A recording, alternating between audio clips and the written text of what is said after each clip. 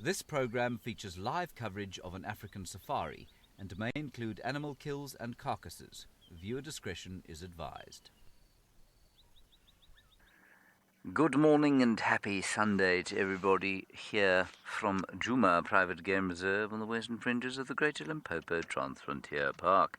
We begin today's sunrise safari, not with the sunrise, but with an impala sitting on a termite mound. My name is James Henry. Owen is on the camera today, and we are going to go in search of interesting creatures during the course of the next 3 hours. Please do talk to us using the hashtag WildEarth on Twitter. Otherwise, the chat stream on YouTube or Twitch will work just as well. Apparently, there was some leopard sawing going on around the dam cam at around 5 o'clock this morning. Where that leopard is, well, I don't know. Hopefully, we'll be able to find it. And then during the course of the morning, we will also pop in to Hyena Den to see if those little cubs are still around. If they are not, well, who knows? Maybe we'll find Thandi on a kill in a tree with her 2 cubs, which of course would make our days. This impala has already got his mobile back tickler with him. I really wish I had an Oxpecker. I would love to have a little Oxpecker kneading away, permanent massage therapy, pecking away at all the ectoparasites on my skin. Maybe I could train one to pull the hairs out of my back. That would be quite nice. Do you think it'd be possible to teach an Oxpecker to pull the hairs out of my back? He could use them for his nest. I mean, they do use animal hair for their nests. I think I'm going to get an Oxpecker called Oliver. Oliver the Oxpecker is going to spend his days making my back look less like that of a slightly balding bear.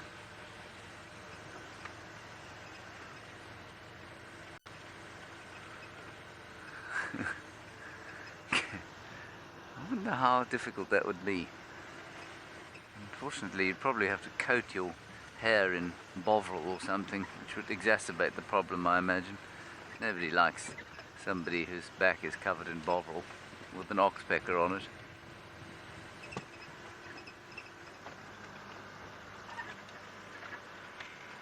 David, you're wondering is that a bunny on the road?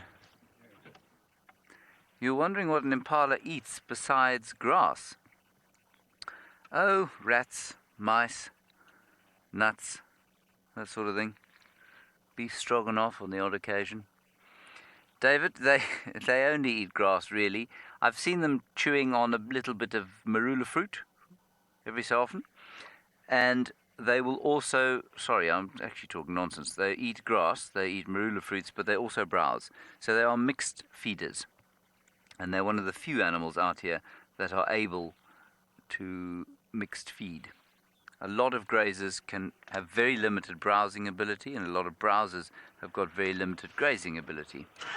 So, David, that is what they eat. I'm sorry, I was momentarily confused as the image of an impala sitting down to dinner of beef stroganoff came to my mind. I don't know why it did that. I suspect it's probably because it's very early in the morning and my brain, small as it is, has not quite woken up just yet.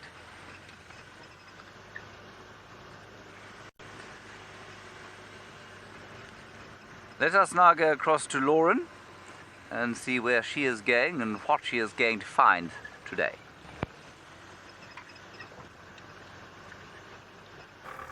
Good morning everyone. Welcome on board your live safari. Well, as you know, my name is Lauren. I do have Davy on camera today.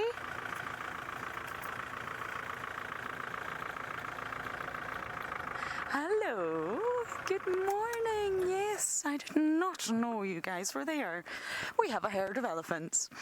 I am round near Galago. Oh my goodness, Davy, they're everywhere. Hi guys. Are you heading to the pan for a little drink? A morning drink? I hope so. Even if we wanted to drive, we actually wouldn't be able to drive because they're on the road up there. Roadblock. My favourite kind of roadblock. James is the elephant whisperer these days. I've actually not seen a big herd of elephants in a while.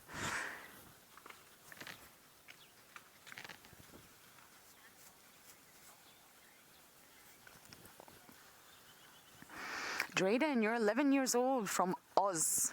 No, animals do not drink salt water. There's not really any animal, even the species that reside in the ocean, that drinks salt water. If we were to drink salt water, it could actually kill you.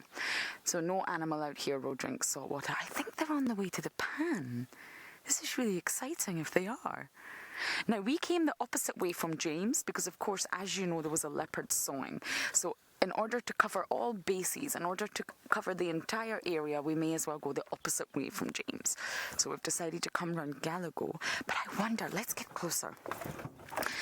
So yes, even the animals that live in the ocean don't drink salt water.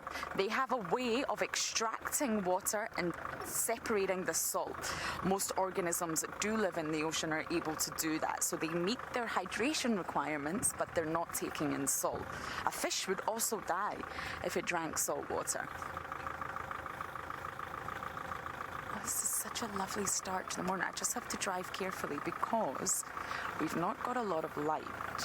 I see you, I know. Elephants aren't big fans of this type of weather as well. It's very overcast. And I just need to be careful that because it's so thick, I don't end up driving past an elephant that I haven't seen and startling them. Oh, that little youngster's just laid down, Tabby.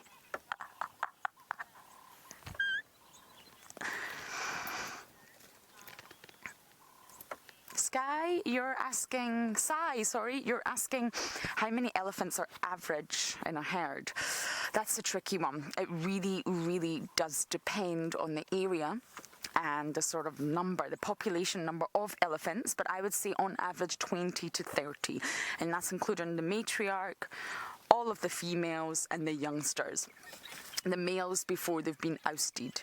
So I would say on average 20 to 30, but it really does depend. This one's just had enough. I just want to lie down. I cannot be bothered walking anymore. I'm too tired. And I'm being very dramatic about it.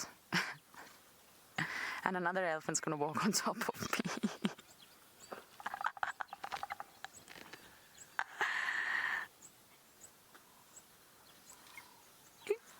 Your friend or your cousin or your herd mate.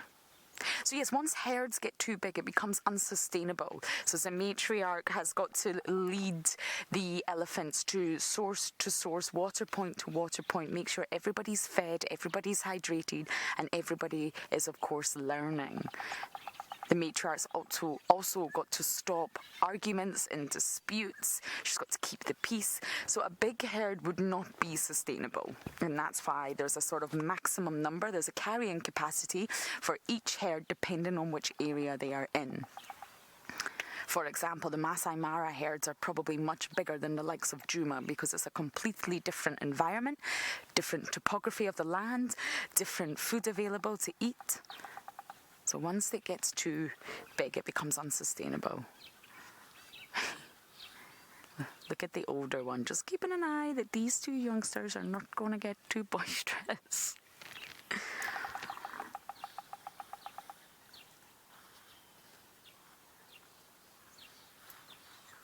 Lauren, you're asking, what is the biggest elephant? I wonder if you mean in terms of height. I'm not too sure. The African elephant is always bigger than the Asian elephant. The African elephant is actually the biggest of them all. The Asian elephants are quite small. But generally speaking, Bulls go to 3 metre in shoulder height, so that's about 9 feet, and cows go to about 2.5 metres in shoulder height, so that's around 7.5 feet. And I think the largest bull ever recorded was from Angola, I think, and it rests in a museum, the skeleton, and that was well over 4 metres shoulder height. Got one right next to us, just having a little feed and a little listen. I think they're all at the pan drinking, everyone, and I really, really want to get round to show you, but sadly we've got a baby having a bit of a tantrum here, and we're not going to be able to drive to the pan. Got a bit of a roadblock.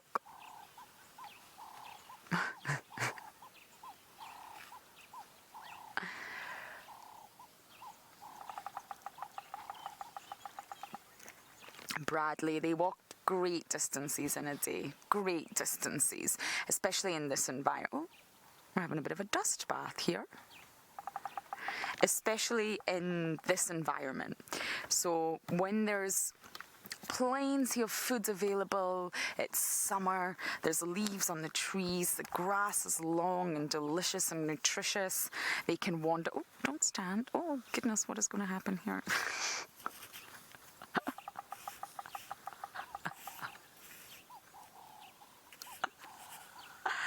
So yes, Bradley, they travel great distances and they will make their way from water point to water point, and it's the Matriarch's job to lead them to safety and ensure that they are all meeting the requirements of water and food.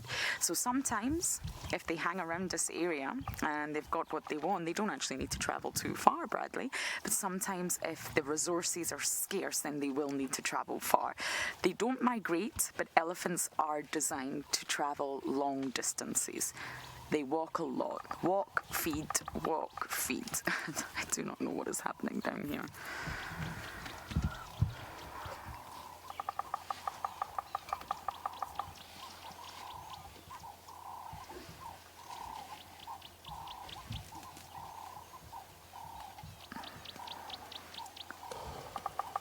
I can't actually I think the two really, really young ones. The one on the right is older. It's bigger. The one on the left is younger. And can you see the adults standing right next to them? What they're actually trying to do here is just make sure nobody gets hurt and it doesn't get out of control. Can you see that? The adults are almost like the babysitters here. Youngsters love to play. It's very, very common to see them doing this. But there's always an adult standing by. And I think these two adults are also having a tender moment. Look at that. It's got the trunk over the other one's back.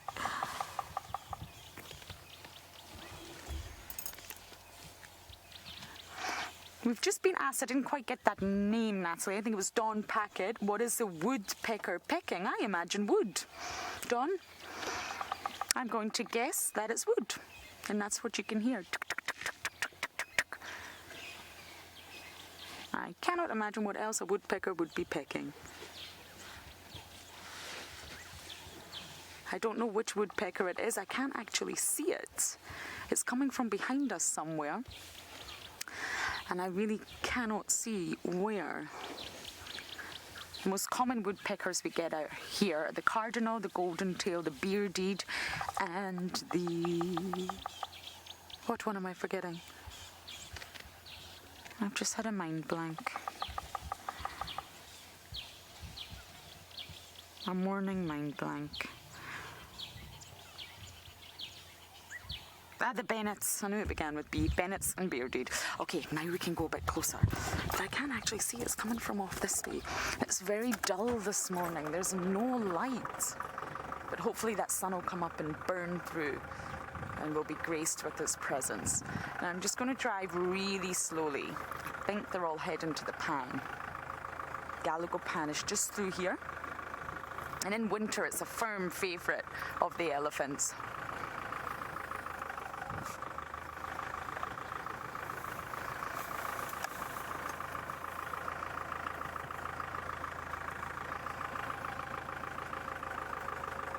Sean, Pip and Penny, you're asking, do the older boys ever challenge the matriarch? Older boys are ousted around 15 to 18 years old, sorry. And once they're still teenagers at this age, very much teenagers, not adults. They probably haven't even had their first bout of musts yet. So at that age, they accept the fact that they're being told to leave the herd. It will be acceptance, and they will not challenge their own matriarch, absolutely not. But once an older bull, a much older bull, younger than 40, but let's say above 25, they can get quite aggressive. They're very large and they know it. They're full of testosterone. So they wouldn't necessarily challenge the matriarch, but if they want one of the females within the herd that's in estrus, they will get that female that's in estrus. And sadly, there's not much a matriarch can do. He's too big. He could hurt her females. So the matriarch doesn't like it, but she normally lets it happen. And of course it has to happen. That's nature. The females have to mate in order to reproduce. But a young bull, before they're ousted, that belongs in the herd, will not challenge the matriarch. Okay, hopefully, I'm banking on the fact that the elephants are going to pop out here. And while I wait patiently, we are going to send you across to Rowan and andBeyond in Ngala to say good morning.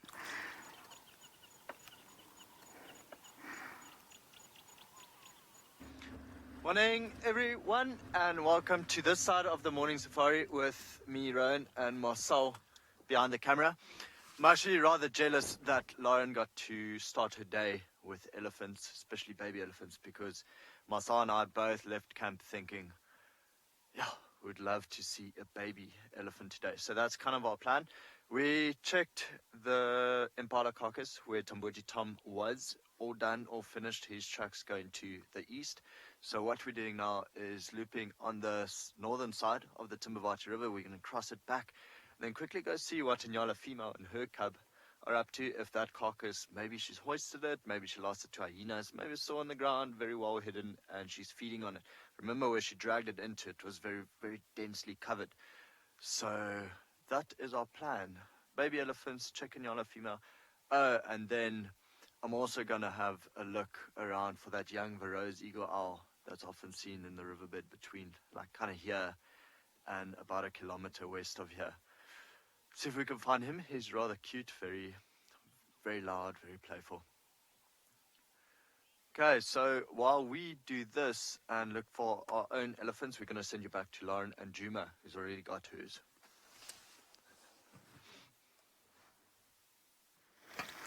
My patience paid off. They came. Look at the jaunty skip.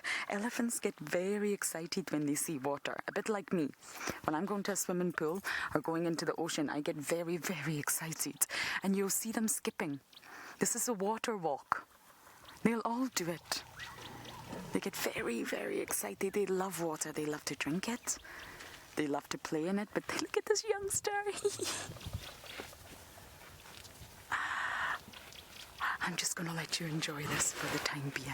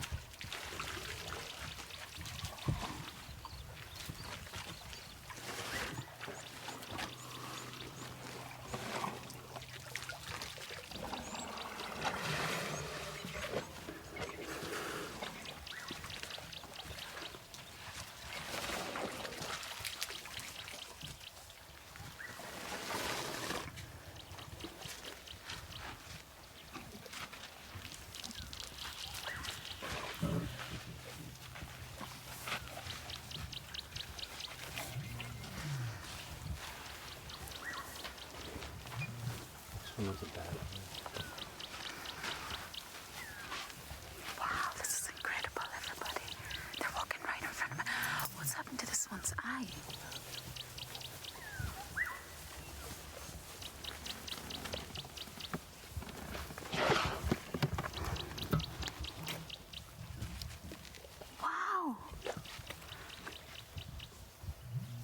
I've never seen that before. Have we seen this young Ellie before? Hello. Good morning, everybody. Yes. Good morning.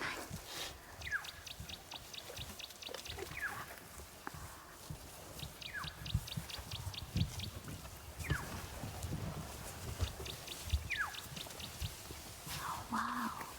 I've never seen that in an elephant before. Must be a lack of pigment. It's not an albino.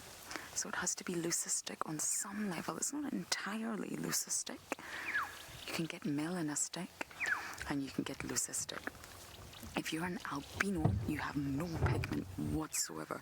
No pigment or protection in your skin, in your eyes, in your hair, in your feathers, in your fur, depending on what type of mammal you are. And of course, albinos really struggle because there's no protection. There's no UV protection. My rabbit used to be an albino. Used to have a lovely Californian buck. And we had to keep him very, very safe from all sorts of sun exposure and rays. But if you're leucistic, you just have a lack of pigment, not an absence of it. So you still have melanin, but a lack of it. And I think that was a slightly leucistic elephant. How incredible. Looked like he was wearing those crazy Halloween contact lenses. But definitely wasn't an albino. Albino animals struggle to survive. Of course, humans can take the necessary precautions. But animals can't. They're out here. They're exposed to the elements. They're exposed to the sun. They're exposed to the rays. So I think if you're an albino animal, it's very, very difficult. I don't think all albinos would survive. Oh, there's one coming, Tavi. I didn't see that one. You're a straggler. Why are you straggling behind? Are you just being defiant and stubborn?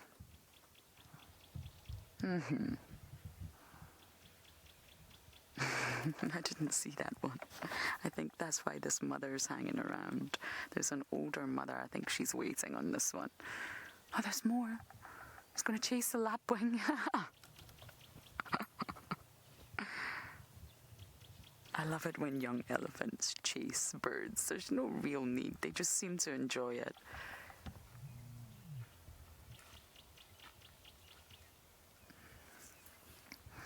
John, I mentioned this earlier. They're not migratory animals. They don't migrate, but they do have roots. Now, the role of the matriarch is to collect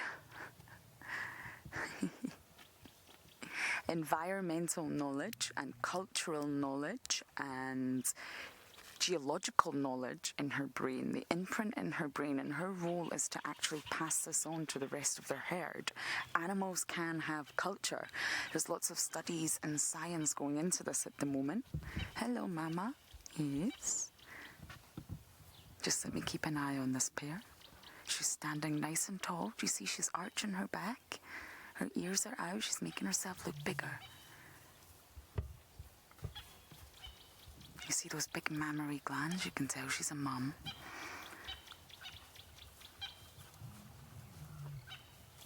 She's keeping an eye on us. You see that sharp angle of her forehead? Straight away, you know that's a female. Males don't have that. They're more rounded. So yes, John, they have predictable routes seasonally, so it's not migration patterns, but the matriarch knows where to lead the herd to areas that will deliver good food and water during the season. So for example, this pan is called Galago Pan. It's a man-made pan, but it will be pumped of water all year round. So the matriarch will know in the winter when times are harsh and times are dry, Galago Pan will always have water. Now, there was studies done on this, and it's fascinating because it shows that even if one year, for example, this area became very productive and it produced the most delicious, nutritious grasses all of a sudden, but it had never done that before. A study showed that the matriarch will not bring the herd back to that next year because it's not reliable. She uses knowledge that dates way back in her brain, and she's able to, of course, say, well, this area was not productive before, so I'm not relying on it this year. And she just leads the herd through the seasons, through the years, for areas that are productive and, of course, full of resources. But it's not migration patterns. Hope that answered your question, John. Oh wow, it seems like it's an elephant kind of morning this morning, and Mr. Hendry has got some elephants of his own.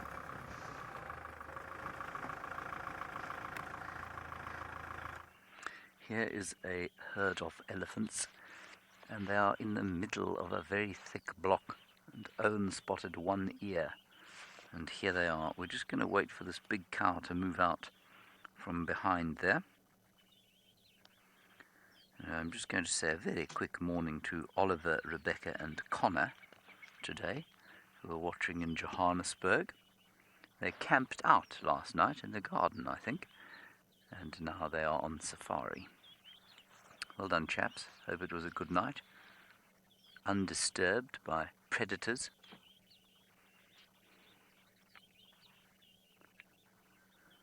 So there's a big gully in this particular area, and the gully is lined with nutritious foods for a herd of elephants. And it's quite an interesting spot because it runs along a game path that Tingana, the male leopard, very often walks. And I just came up here rather hoping to find out if it was he that was sawing this morning at 0500. Could have been, but I haven't seen any sign of him. Let me just sneak slightly forward. Such a peaceful, lovely Sunday morning out here.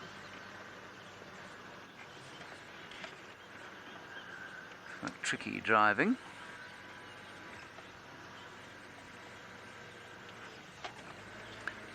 Sean, you're wondering why trunks are so strong. Well, that's because elephants need their trunks to pick things up, and they do a lot of heavy lifting with them. Yeah, they break branches, they pick branches up, but at the same time, although they're very strong, they're also amazingly able to be delicate. There we go. We'll just wait for him to pop out. So they can pick up one individual marula fruit, each elephant can, pop it in their mouths.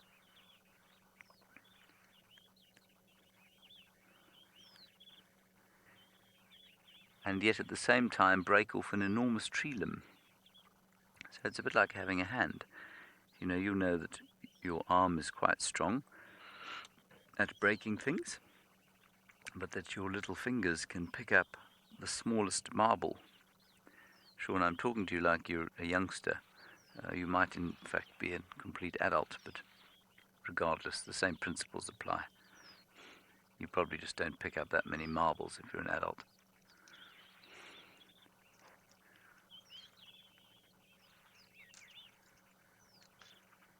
Or maybe you have youngsters and therefore are required to pick up his marbles, or her marbles.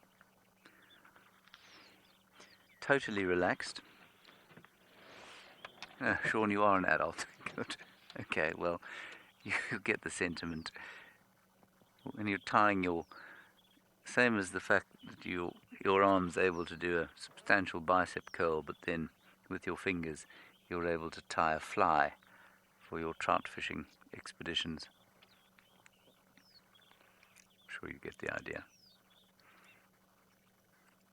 Now, one of the most interesting things I find about elephants is how agile they actually are. Kanchan, if an elephant loses its trunk, it won't necessarily die, but it could die if it's unable to feed itself or drink. So we've seen elephants with half-length trunks and they survive just fine. Because when they feed, they just bite things off the trees. When they drink, they just submerge their whole faces. Just going to go very slightly forward. When I was saying that elephants are agile, watch over here. There are two of them standing pretty much on a termite mound. And it's something that we do when we walk. We often go and climb a termite mound if we see elephants. And it gives us a slightly false sense of security. There we go. Oh, okay, we won't look at these chaps on the termite mound just yet. Let's go back up to Ngala to watch the sunrise.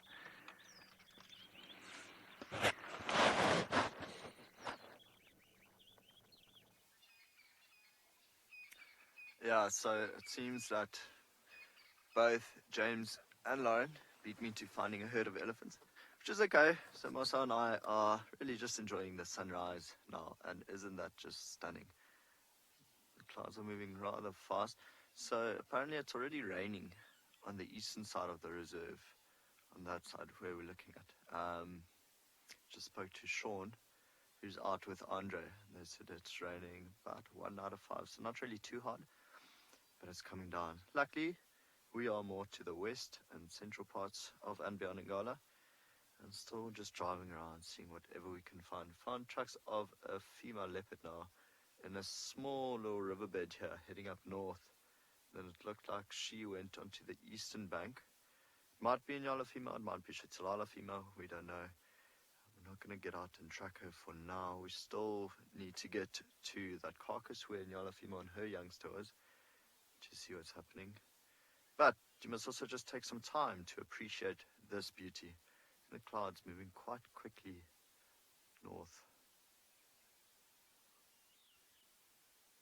We were hoping that we might get a giraffe in the foreground, but as we've sat here, nothing has come up. Just a couple of birds flying through every now and then. Good and peaceful start to the day for Marcel and I.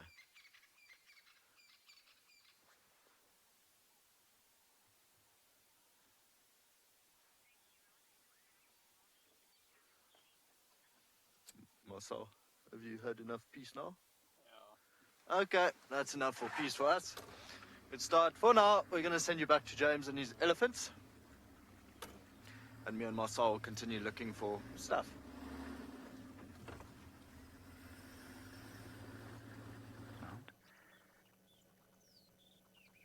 This cow's just come out from behind a termite mound. She's still very relaxed.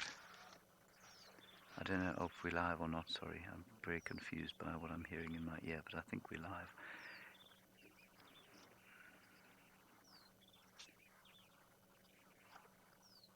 Look at this. Now watch how they climb. And little one's just going to have a lie down.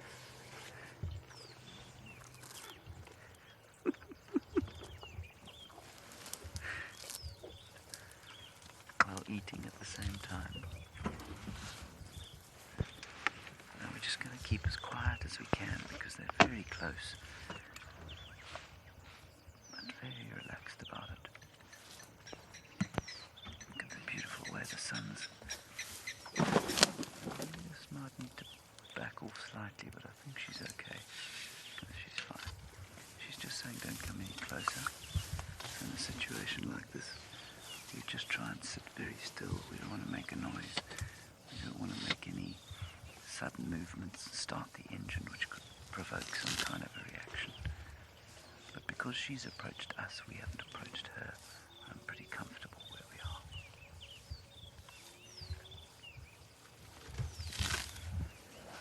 Wasn't that wonderful watching the little one have a little lie down there?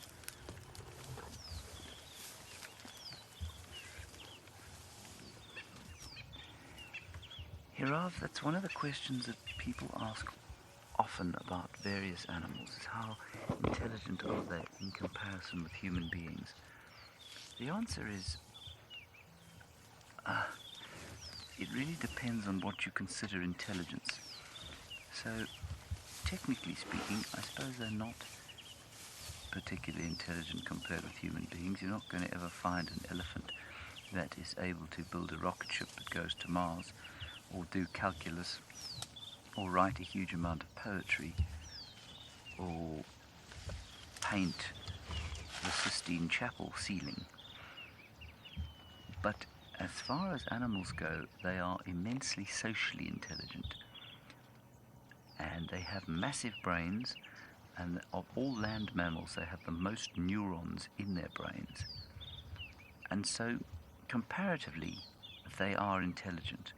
But compared with human beings, we don't think they have anything like our language ability. They certainly don't have our vocal ability. They do have complicated communication, which we don't understand fully. But I don't think that you could compare their overall problem-solving ability with ours.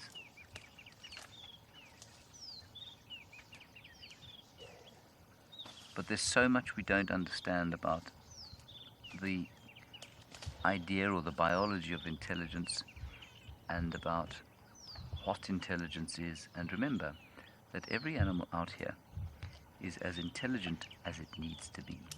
The reason that human beings have the brains and capacity to think like we do is because this is how we've evolved, and this is the way our species finds it most successful, or the strategy that our species has employed to be successful. So we sacrificed physical strength and physical prowess for the size of our brains and our ability to think and adapt on our feet. And something like an elephant doesn't need a brain like ours. Its brain is perfectly suited for its way of life.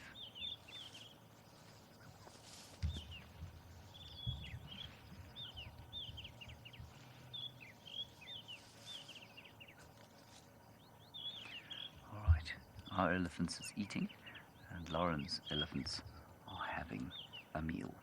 Not a meal, a drink.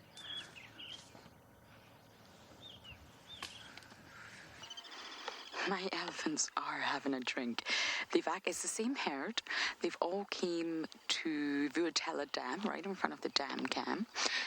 And this is obviously a bit of a nicer area to have a drink, I imagine. It's a bigger area. Gallagher Pan was obviously just a little stop-off point. It's a very, very small pan. So this gives them much more space.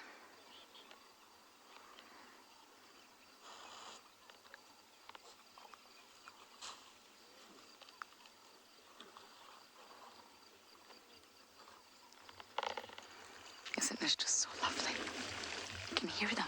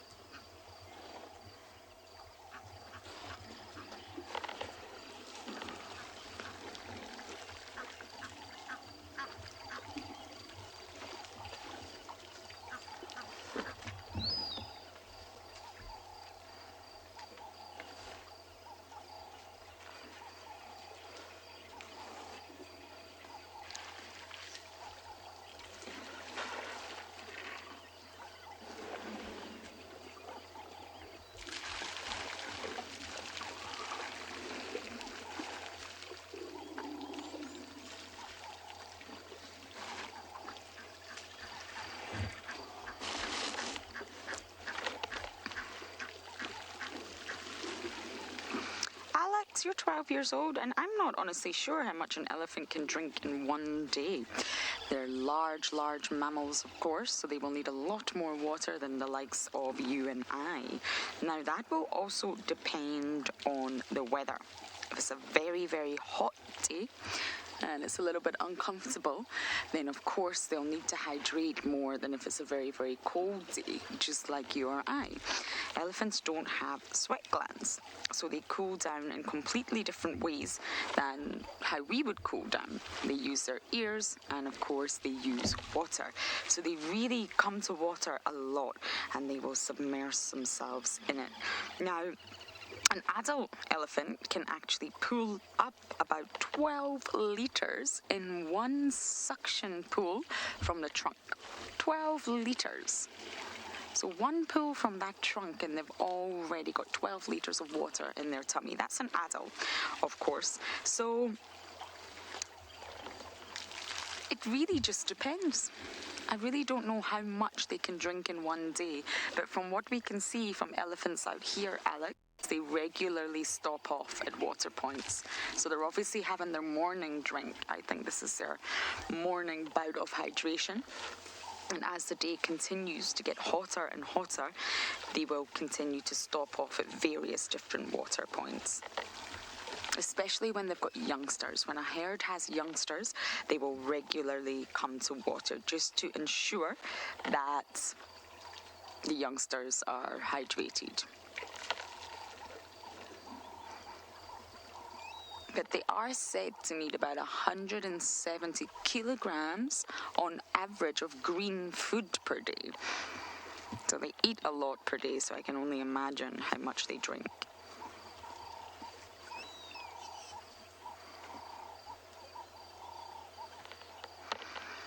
I would guess it would be around 150 litres for an adult, or at least a big bull. The females may drink a little bit less than that, and the youngsters, of course, a lot less than that. They've got much smaller trunks and much smaller bodies. And the youngsters have to learn how to use their trunk. They're not born with the knowledge or the skill or the expertise to use their trunks. And that's why the youngsters' trunks are so short. Because they'll end up tripping over them. They're clumsy. They're really clumsy when they're young.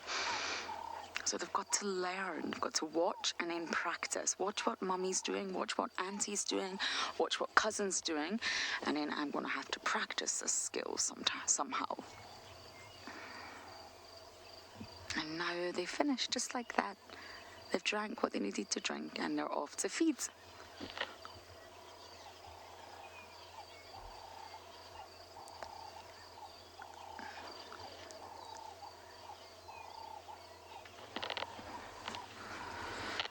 Okay, I'm just watching where the elephants are going and seeing whether we can meet them around there again.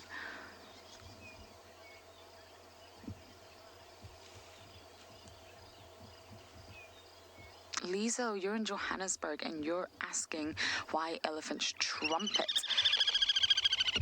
Can you hear the creeps? They're coming. They're coming. They're coming to the nest. I love that sound.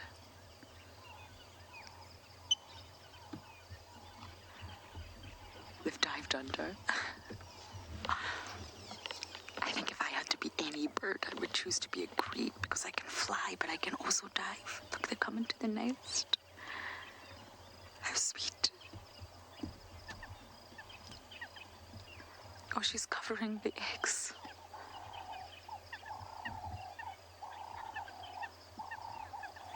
A lovely, beautiful floating nest that we keep seeing. Being worked on day by day. There's a lot of maternal and paternal care here.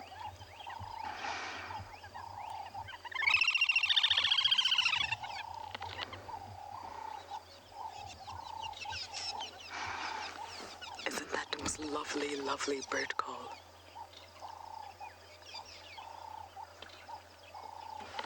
Okay, we can hear a hyena.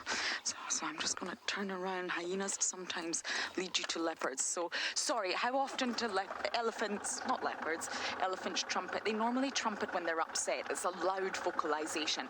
They're always talking to one another.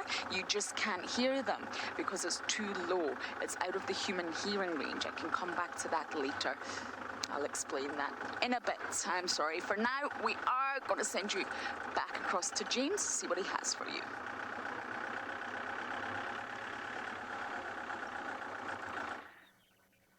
Now, to the arachnophobe, this will be an absolutely terrifying sight. And of course, you have no way of knowing how big the spider is because you have only the perspective of your screen. Rest assured, it is not the size of your head, but its abdomen is about the size of a golf ball, maybe even a little bit bigger. It's a bark spider, and I nearly put her on Owen's forehead. We nearly drove straight through her web. I was looking down, and he certainly gave an indication of slight alarm when I didn't appear to have seen it, because I hadn't seen it. Now you get a little bit better idea of its size. Now these bark spiders are all over the place at the moment. There are lots of different species of them because they don't all look the same. This one is the most bulbous I've ever seen. So it's obviously quite good at hunting. And it will probably remain right where it is there for the rest of the day. Unless it decides to roll up its web, which is what they normally do, roll up their webs and eat them, so that they don't waste the web. They are largely nocturnal. Isn't that amazing?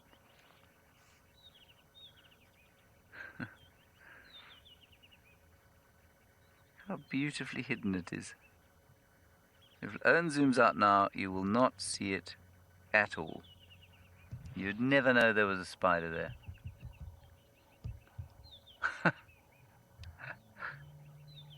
That's very cool.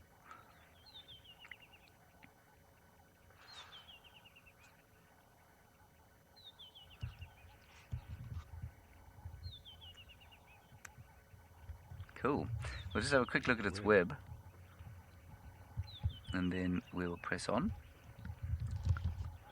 And it's got something in the web there. I don't know if it's a bit of grass or if it's actually a husk of some hapless poor thing that was killed in the night. Can't actually see.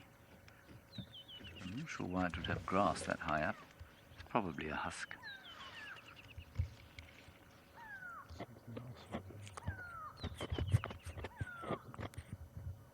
It is a husk.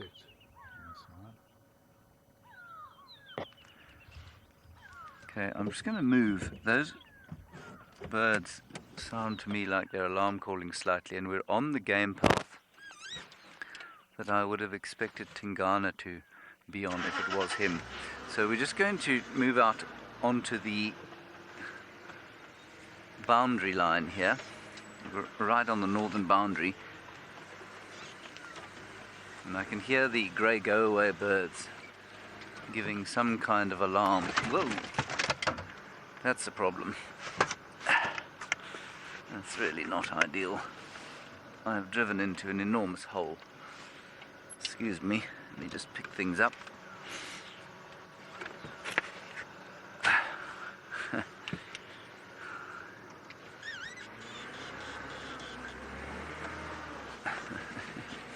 Sorry, who are we going to? Rowan. Alright, let's go to Rowan. We'll try and get out of this little sticky situation.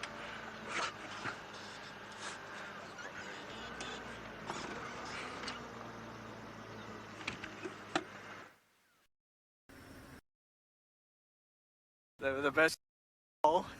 Shame. So we are now well on our way to go check the carcass of a Ngala female. We've actually been dawdling a little bit.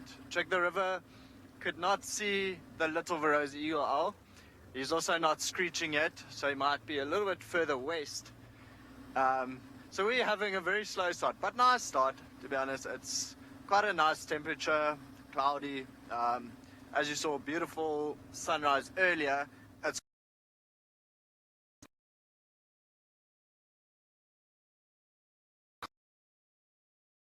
completely now. We think so. This should be there. It's gone. So just get cruise on, looking in really up ahead.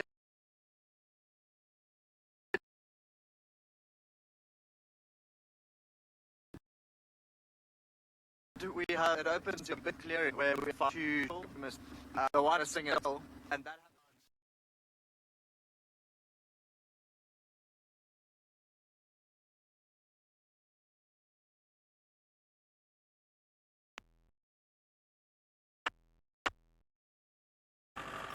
I am very impressed with Ribbon for managing to keep her cubs such a secret.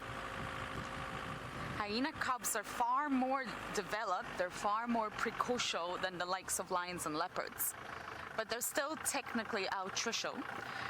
And every time we pop to the den, I think we've managed to have 2 glimpses of them, one with Davy and I, and one with James. I don't know if he was with Davy or not, I can't remember.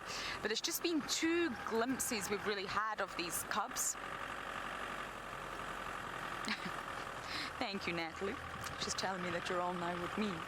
And yes, I just feel sooner or later Ribbon is not going to be able to contain these little cubbies. She's doing a very good job of it for now. I just wonder when we're going to start to see them bounding about. I really feel it's soon. It's normally a lot earlier than the 6-week mark of lion and leopard cubs. 6 weeks is generally when you start to see lion and leopard cubs come out. They're sort of developed enough, they're ready enough to leave the den, be taken to kills, slowly but surely. Hyenas are normally before that. So I think the 4-week mark that we're hitting soon, not just yet, we're going to start to see them bounding about. So we're going to head to the den. We're quite a bit away from it right now, but that is where we're heading. And then, of course, I'll go find a leopard. I hope. Davi's laughing.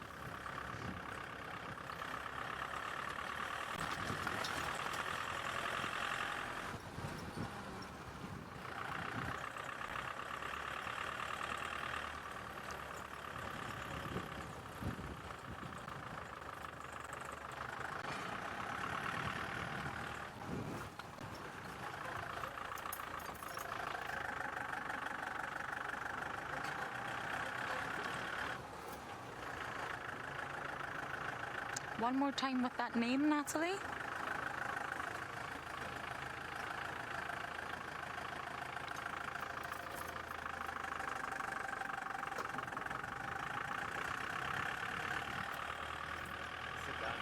Sudan. Okay, there we go. Davi translated it for me. Thank you, Davi. I wasn't mentioning alarm calls. I think James must have. But with regards to Impala, they are very reliable. They're slightly less reliable when it comes to rutting season because the males will be all over the place. They're very, very vocal and they're very, very noisy. So you can think, oh, alarm call, and it's not. It's just the males being full of beans and being very boisterous with one another. But generally, I find Impala the most reliable animal out here. If they see a predator, be it lion, leopard, even cheetah actually, not wild dogs, they will not always to face out hyenas, but they will stand their ground, they will literally face that predator and they will snort. It's a very snorty sound. I'm very sorry that I can't do it, I'm afraid. I'm not going to embarrass myself that way. It's not one of the animal noises that I am able to do. And it's very vocal, so we can hear it, which means we know that the impala are upset, and they really only do it for predators. So that gives us an indication that those impala have seen something that we have not. So generally we can sort of look at which area they're looking at and go in and see if we can find the predator. It's normally pretty reliable. I have found so many leopards through paying attention to the impala. But if it's wild dogs, because they hunt by coursing, which means they hunt by running, and they're so fast, there's no time to stand your ground, and there's so many of them that impalas just run.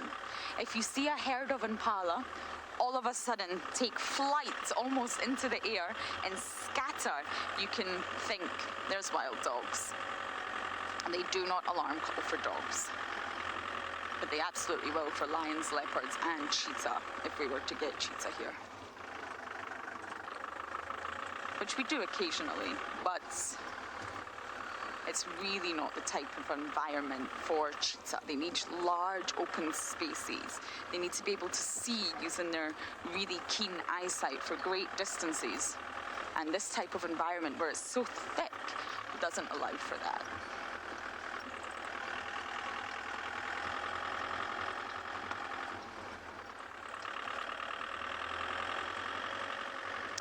Okay, I'm making my way slowly to Ribbon's den to see what's going on there, and it appears that Bowen has found some signal again.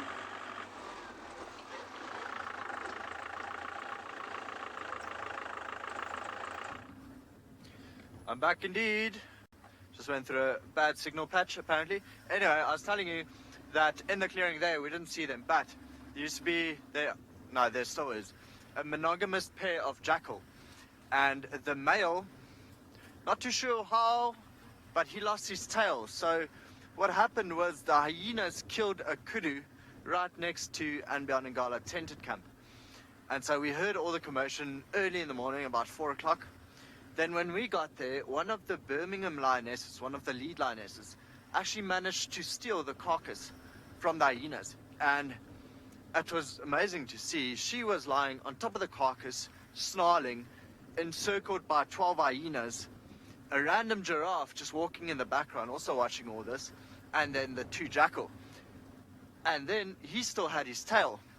It's only the next day that he was missing his tail, so we think it might have happened there, either maybe a hyena or most probably the lioness, because jackal are very bold, very brave, although a very fine line between bravery and stupidity.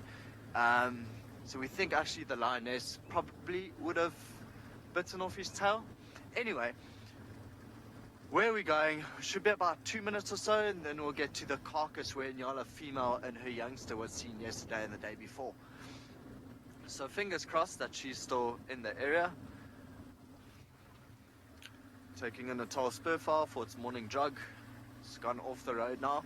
I always feel quite sorry for them. Imagine you were this big, running on this road with the grass this high. It's like having a concrete wall next to you. I mean, you can't really see what's on the other side of the grass. There might be a snake, there might be a genet, some sort of small predator. You know, so that's why they choose to run on the 2-track. It's also the path of least resistance. Then often they just forget that they can fly. That also happens. Poor little bird, nervous little run. So far we've been lucky, it's not raining yet.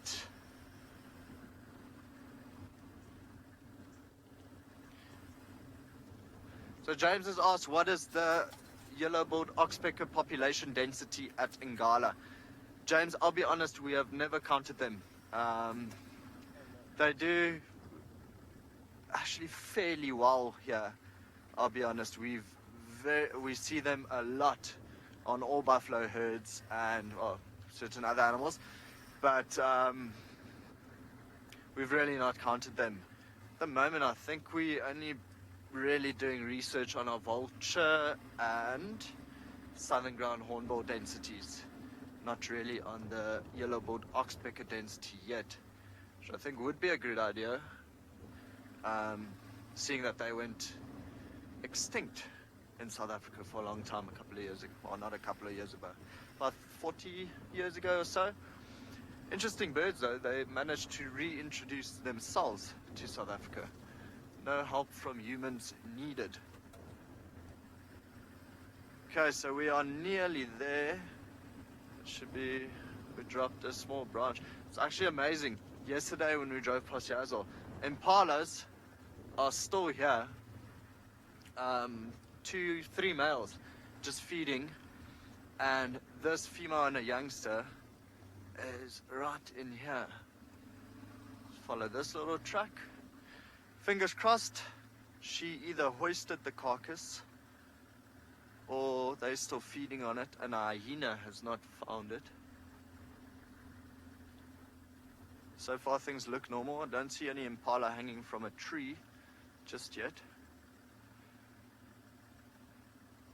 Very strange to see Ngala female this far to the west, but I think her mom, the black-tongue female, used to hide her here as a youngster. So for her, it's a spot of safety.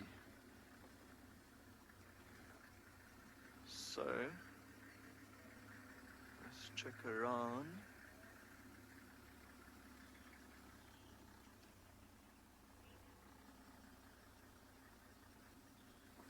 James, the Ngala female's daughter, is still very young, just over a year old now. So no, we've not seen her make a kill. I fear this carcass was finished by a hyena. There is only fur left. Okay. So, you see anything in there? I'll show you now on the camera what's left. Yeah, it's always astounding that it doesn't matter how many times a leopard can get a carcass stolen. I mean, this should have been hoisted actually immediately, really. And now I see this happens. But what she did was she killed it. We found her tracks in the riverbed coming up here. And it's a funny place to come up the riverbank because it's a very steep wall right behind us. And then, so she probably killed it here. She plucked the fur out and then went back to fetch a youngster.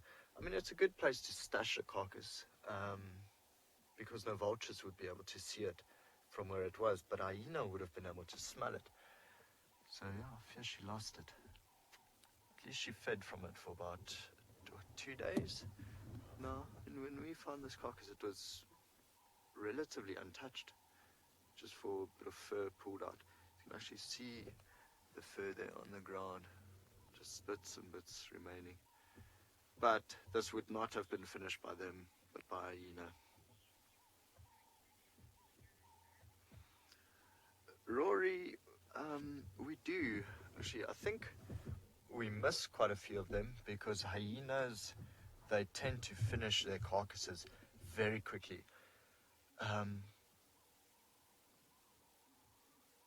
But they do, you hear a baboon down there, they do kill a lot of things on Ngala, on andBeyond Ngala. I just think with hyenas, because the clans are so large, it really, I mean, they just finish anything really rather quickly.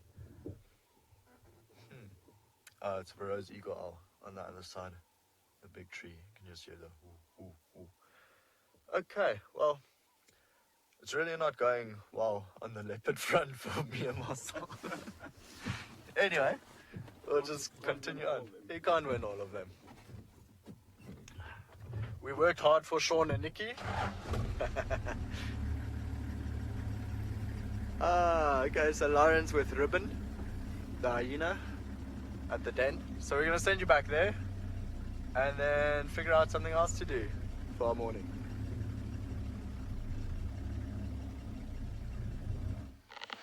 I have made it to the den. And Miss Ribrobs is here. I am convinced from this position that she's nursing. The cubs are suckling. I'm convinced. But of course we just can't see that. Oh, Ribbon, look at that frown. You turn that frown upside down. That's what my mother used to say to me.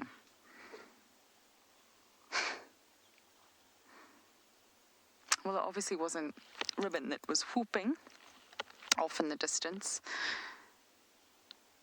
She plugs herself so well into this hole. She really has chosen the perfect den.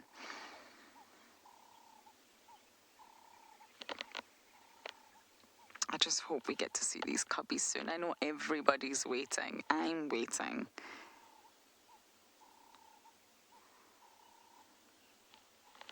Davi and I first found them on the 27th of March. And it was the most magical sighting. I've personally never seen a hyena cub that young. I don't think anyone at WildEarth had. They were so young that their ears, the cartilage ears, had not even popped up yet. They were still very much flat against the back of their heads. And although their eyes were open, hyena cubs are born with their eyes open. They weren't fully open. They were still very, very narrow, very sleepy looking. But I imagine now their eyes will be fully wide open and their ears will have popped to give them that hyena look.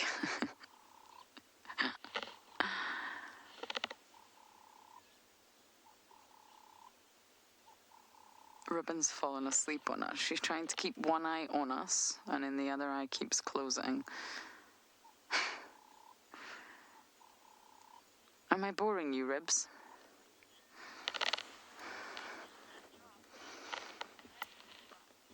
Kimmy, I have no idea. I've never been inside. I'd love to go inside, but I've never been, I'm afraid. I imagine it's probably quite, not steep. It won't be steep in any way. It won't be a drop. But I imagine the sort of burrow will go deep. You can see she's positioned herself about 2 to 3 meters above ground level at that little entrance. So I imagine the sort of burrow, the tunnel itself, will go much deeper. But it won't be a steep drop. And the cubs will just be stashed somewhere. Hyena cubs are born quite developed, and normally they start digging their own little rooms and their own little places and their own little caves, if you like. So the cubs have probably actually done some maintenance in there that we'll never know about. They've probably made their own little bedrooms, their own little bathrooms, PlayStation room, kitchen. Kitchen's very important if you're a hyena. I really do wonder what it looks like inside, Kimmy.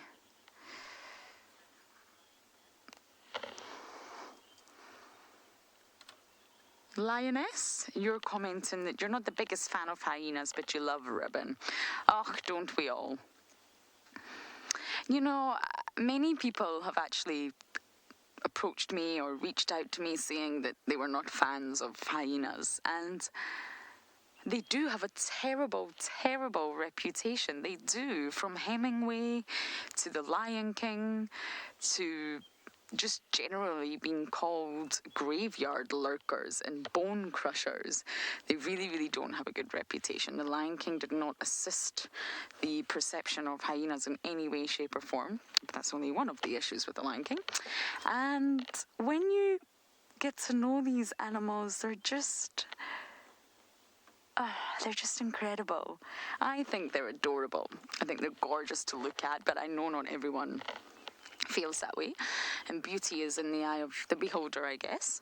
But they're just so intelligent, they're remarkable, they're social, they've got very, very large brains, and studies actually show that they performed problem-solving tasks in a sort of lab setting, maybe not a lab, but they got hyenas in captivity and they performed lots and lots of tests on them, and the hyenas absolutely excelled to the point that they performed better than various different primates. So the primates that were performing these problem-solving tasks as well relied on vocalizing and verbal communications, whereas the hyenas completed the tasks not only faster, but silently. So they really, really are incredible. They've got very complex sexual behaviours, very complex social cubs from the wild, put them into captivity. Believe it or not, they would all form social order. They would all take the rank that they were born with in the wild, whether they're a high ranker, a low ranker, a medium ranker, and they will apply that and have the exact same social structure in captivity. So for example, Ribbon's cubs are now born as the matriarch's offspring, so they will be high ranking. And if you were to take them into captivity, they will still, even although they're just a handful of weeks old, they will still be very much high ranking. And that's nature versus nurture for you. They are who they are. Silver spoon effect. And even in captivity, they will form social order.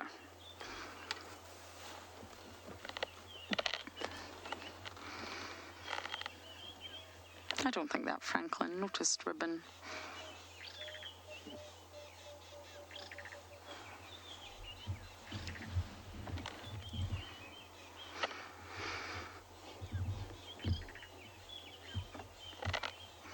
Chris and Mila, I don't know. I really, really don't know. I would imagine not. I'm also slightly dubious about domestic dogs. I think they recognize scent before they recognize people's faces. So the scent comes first, and that's what tells a dog it's you. Dogs don't have great vision because they don't need to. This is domestic dogs we're talking about. And of course they will know their owners, but I think when I arrive back home after being away for a year, my dog, my little, well, she's not so little, she's completely overweight, chubby beagle, recognizes me by scent before sight. So on that note, I'm not entirely sure dogs recognize you immediately by sight, especially from far away. They normally rely more heavily on their nose, and then sight comes next. But I don't think hyenas recognize us, unfortunately. They recognize humans, whatever they think of us. I don't think they recognize us individually. Okay, we may stay here a tad longer, just see if we can get any view of the cubbies. But for now, we're going to send you guys across to James with elephants.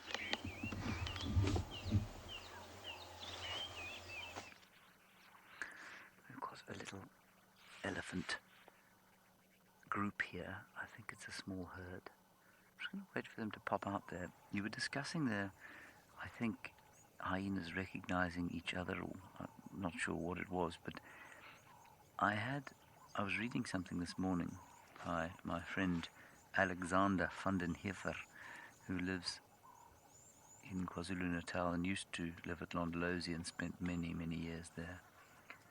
And we're often asked, can animals recognize us as individuals, as human beings? And he described an experience, a wonderful experience, where he was following a leopard, or tracking a leopard on foot with Renius Mhlongo, who I've spoken about often to many of you. Renius is one of the premier trackers there's probably ever been. And he and Alex were following this leopard, and they found her.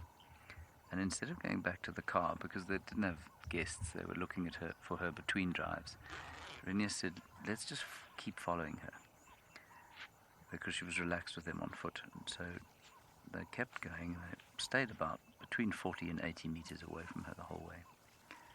And they spent about an hour with her and eventually watched her hunt. She failed in her hunt, but they watched her and stalked with her, trying desperately not to ruin the hunt of a duiker.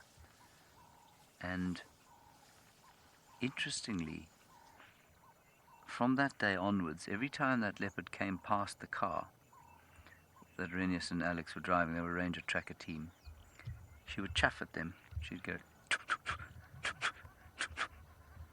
And he asked all the other guides and rangers if she did the same thing with them and their trackers, and no one else had any record of it.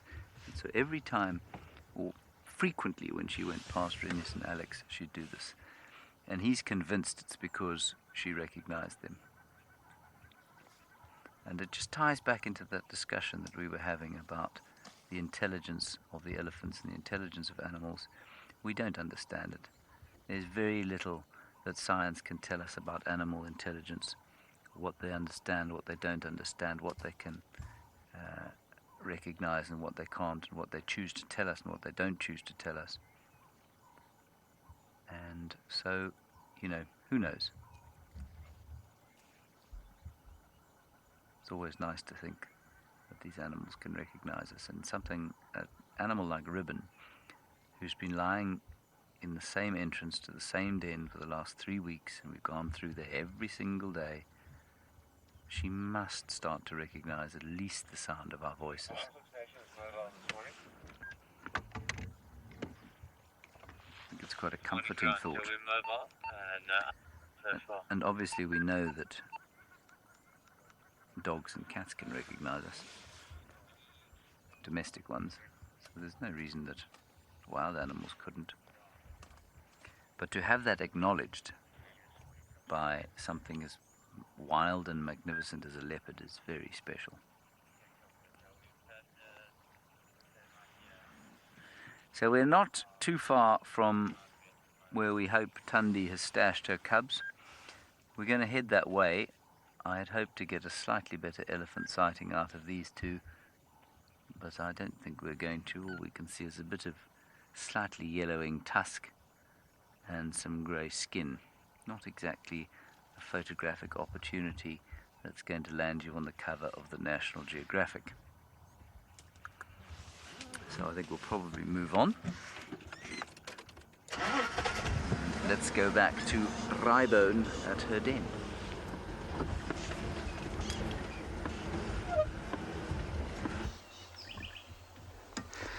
Well, not much has happened at the den other than I think it's safe to say that Ribbon is in a very deep snooze. So she's just opened her eyes. Oh, they're closed again. From the angle that we're at, you can actually see that very pointy tip of the skull. They have a sagittal crest, which is not just hair that's standing up on end at the top of her head, it's actually the skull. The skull has a really sharp point right at the tip of her head, on the crown of her head. And the hair is also much longer there as well. You can see it's fawn in colour, it's a different colour. And the hyena's hair that comes from the crown of her head and runs all the way down her neck is designed to stand up that way to make her look bigger and scarier. So all hyenas have it. And it gives them quite a bizarre look, but it's intentional. It's meant to make them look bigger.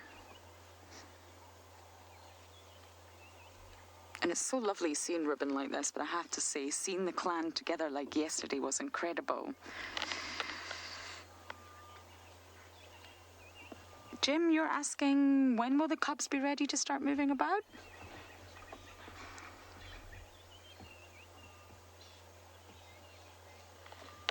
Should they be? They will be moving about inside the den, absolutely. They will be fighting in no end. Hyena cubs are pretty much born fighting with one another. It's generally twin litters, and they're always striving for who's the dominant one and who's the more submissive one. They will wrestle and fight like no other. I can't wait till we can actually show it to you all. And when Davy and I first found them, they were so young, I'm convinced they were only about a day old, and they were already fighting. One was already yanking at the other one's ear, and that's how it goes with hyena cubs. They can't both have the same rank. So collectively, they are high rankers, but they both can't be at the same level. One will be more dominant than the other.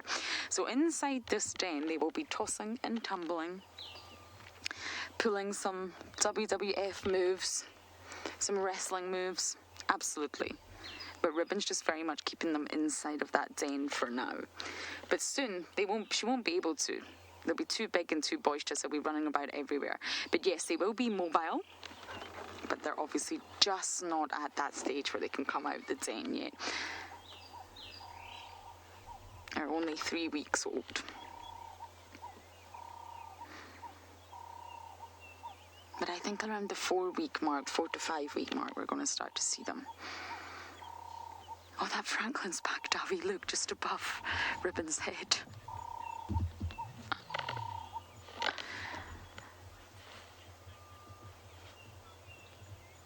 When termite mounds get so large, the ones in South America, you can actually see them from outer space.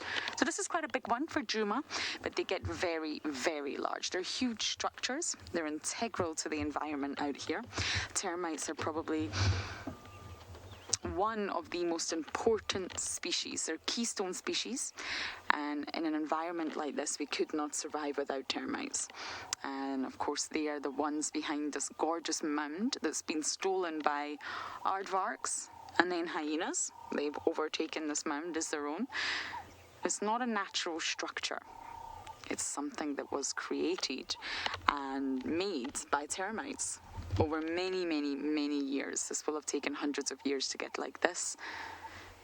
And because termite mounds are quite complicated on the inside anyway, I think if we were able to get a view on the inside, I think it would be a lot more intricate and complex than we realise. It's not just simply a mound. Let me just try and see if I can pull up a photo of a termite mound. And this is obviously before hyenas move in. Okay, I have one, Davy. I just need to find my porcupine.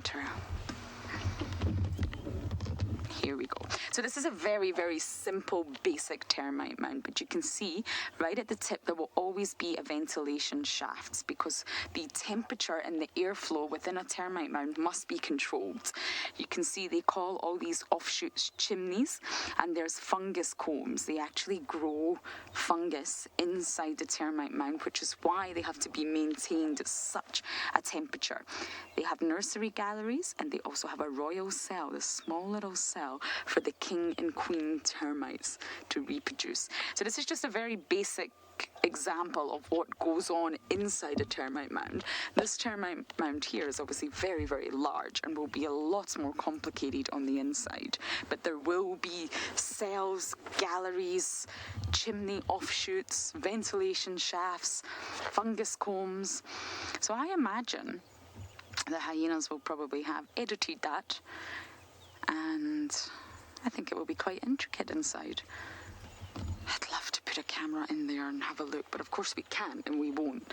But I would love to. I would really love to see what goes on inside this termite mound. But there'll be no other animals really, or no other mammals using it when the hyenas are using it.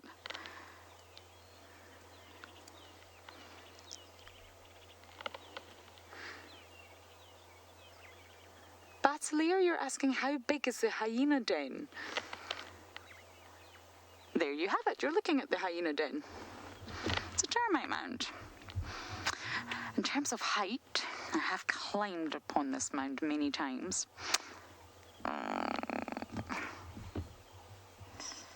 Would you say that's 10 meters high from the ground, Davy? Davy's saying 5 meters, but I disagree with them. Shall we go in the middle? Shall we go with 8? 8 meters high from the ground, which is about 24 feet. And the perimeter, I'm really not sure. Batalier, I'm sorry, I've never measured this mound, but it's a very, very large termite mound. We get much smaller ones, and I've seen hyenas use much smaller ones, but this is a particularly large one, and it's definitely my favourite. And as for what it looks like on the inside, I really, really don't know. James Henry once climbed inside a termite mound.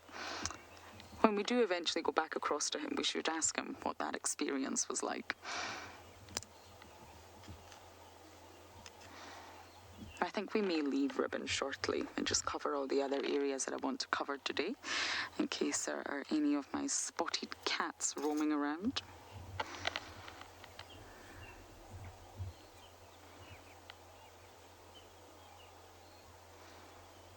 Actually, the position that Ribbon's got her head in now gives you a perfect view of that crest of hair right on the top of her head, on the sagittal crest. Okay, so I'm obviously here at the Hyena Den and we're going to leave, but it appears that James has made it to Tandy's den.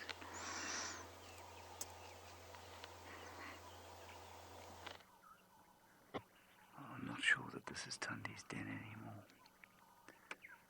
I can't see anything here. We're just going to look at all the nooks and crannies that we saw yesterday.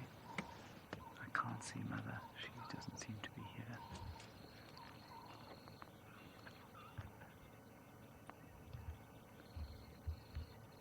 So we'll spend a little time searching. You know, even if they are here and they're inside a crevice somewhere, they will at least be getting used to the sound of vehicles.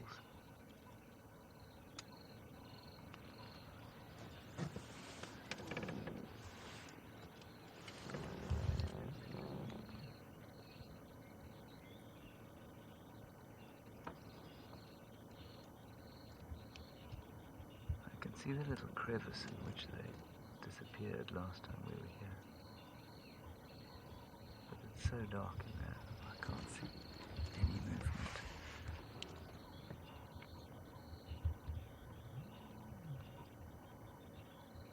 I wonder if they're still here.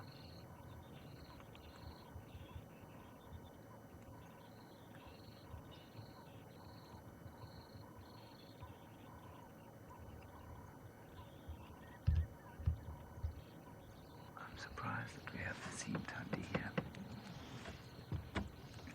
also be here too, though. Up, perhaps on top of the bank.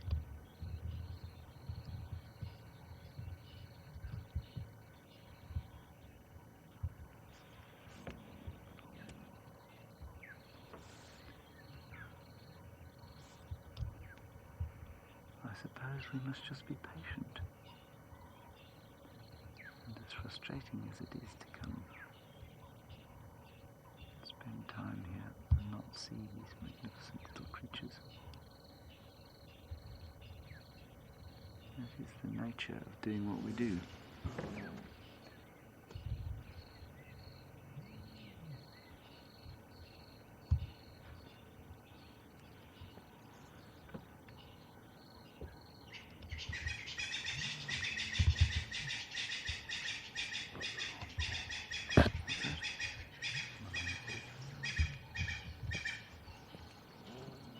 Franklins are shouting around here. There's one that sounds a bit displeased. Way behind us.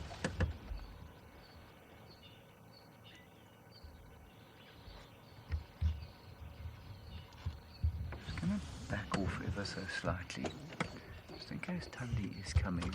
That's what's making the Franklins upset, just so that Tundi will feel comfortable to approach. We'll just stop over there. You can still see that crevice.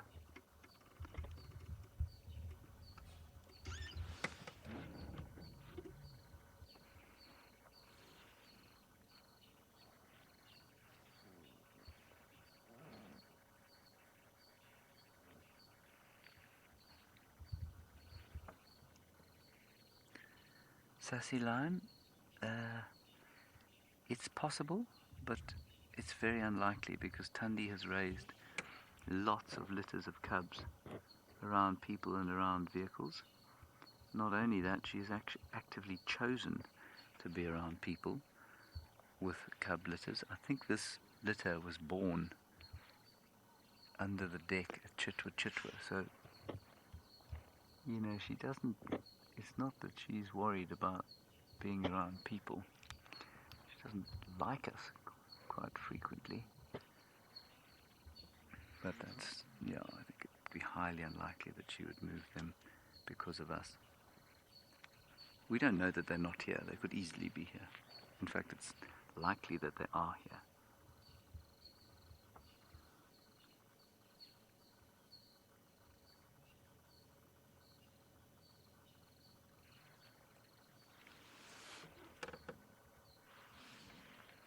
So we'll sit for, I don't know, maybe another 5 or 10 minutes, and then we'll move on and keep searching around the place, I guess. I guess that is the only choice we have.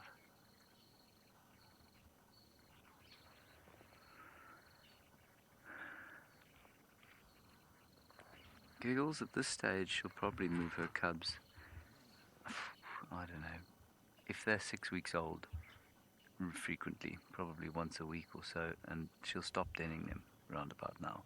She'll now leave them in a thick bush, go off and do her hunting, whatever it is she has to do, come back, feed them, take them to the kill. So she'll leave them in an area where they can hide or where they can climb if they need to.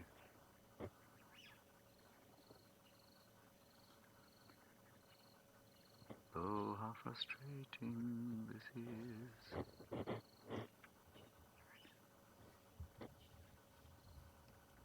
Right, apparently we're going to observe this den in silence now for a while. You're going to go across to Rowan for an update and see what's happening at Ngala.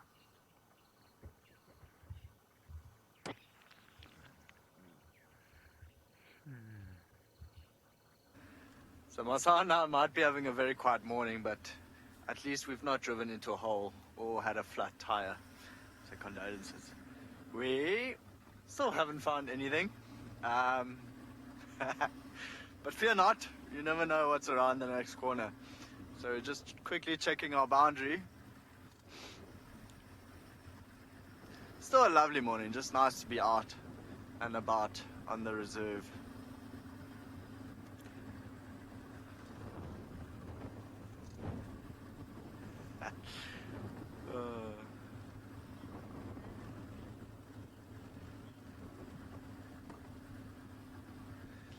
Anna Marie, the last time we saw a cheetah was about 4 days before we started doing live safaris on andBeyond in Ngala. So we were specifically looking for the Birmingham Pride, and it was Andre and I driving up one of the roads in the south, coming up north, and we saw one of the Rossmouse, the bigger one, the more brutish one, and he just started running he started going southeast, but off the road, and literally walking very, very fast, and he would go into a jog every now and then. And he was looking at vultures dropping into a tree, and as he broke through the tree line, we just saw this cheetah sprint off. She managed to kill an impala, but then of course a cheetah is no match for a lion, and even less so for a big male lion. So yeah, she ran off, sadly lost her carcass to the Rossmale, who then dragged it off a little bit into thicker vegetation away from the vultures and just fed on the remainder of that. Probably fed on it the entire day and then left. I don't think that impala was too much food for him. At least, I mean, from what it looked like, the cheetah got a little bit of it, but not too much. So they are, yeah, or they should be, yeah. We just don't know if they are on Ngala. I wish that would be really a lot of fun to see on the property. It's one thing we haven't seen in quite a while. It's one thing we haven't seen on this one. Oh, there's a lion. Hello. Okay, we found a lion, which, yeah, andBeyond Ngala. Lions galore. There's another lion. There we go. Right. Okay, it's the Birmingham young male. And youngsters. Maybe he's babysitting. Hello. Yeah, he's got 2 of the tawny youngsters with him. On a cheetah dialogue. Natalie wanted a cheetah dialogue. But there we go.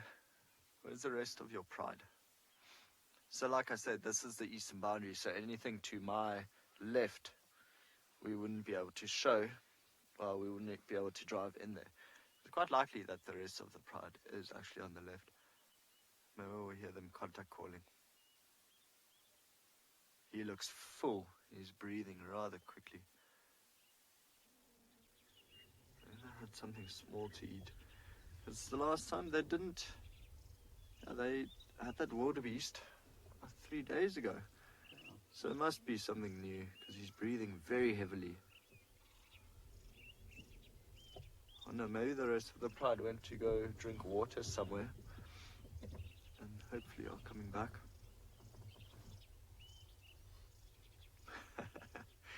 Like we said, around any corner, you never know what you can find. Oh, back down. I'm gonna go a little bit forward, Marcel, and you can get the one youngster still has.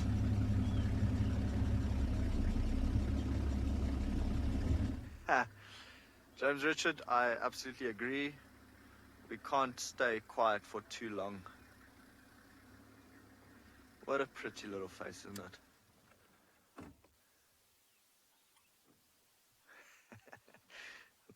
Looks quite bored. Pretty sure he's gonna put his head down soon and also sleep. Yeah, this young male's got new blood on him. He's got a bit of blood on his shoulder. He just rolled over. And his belly's very full. I hope he didn't eat the rest of the pride. I'm joking, guys. That's a joke. He wouldn't do that.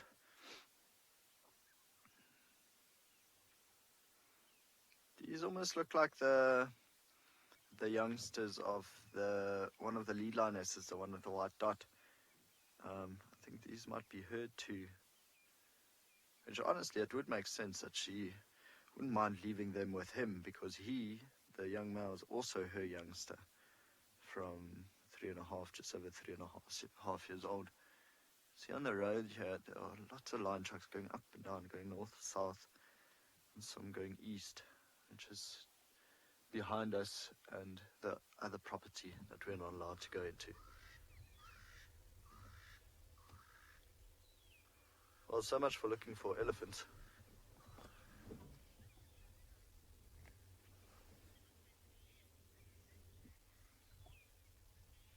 So Puma has asked if the open males ever come onto Angola. So Puma, I've seen them once only. But I mean, yeah, they are right next door. I chat to another ranger, Neil. He's at Tinswalu.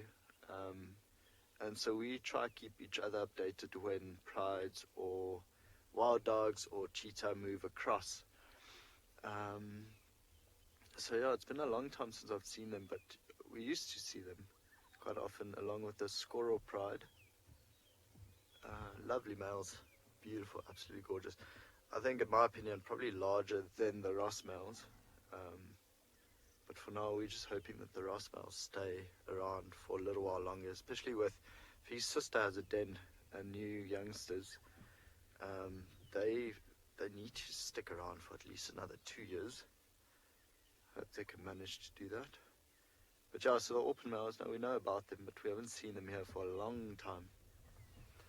That youngster's being irritated by a fly, so he's watching his tail. He might actually try to bite at it, or just be a lazy cat and go back to sleep.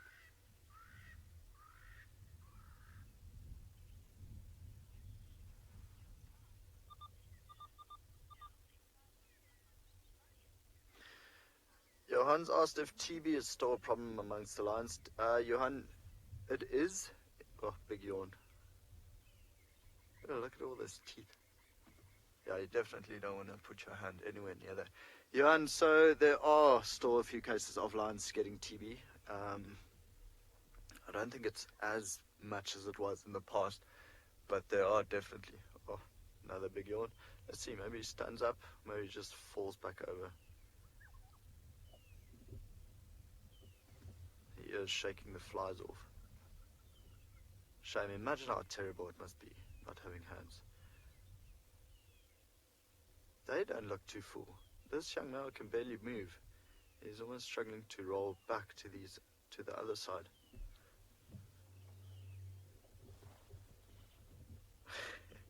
I think he's also being irritated by flies, and he's trying. Yeah, here he comes back our way. Look at your belly. There's a lot of flies on him.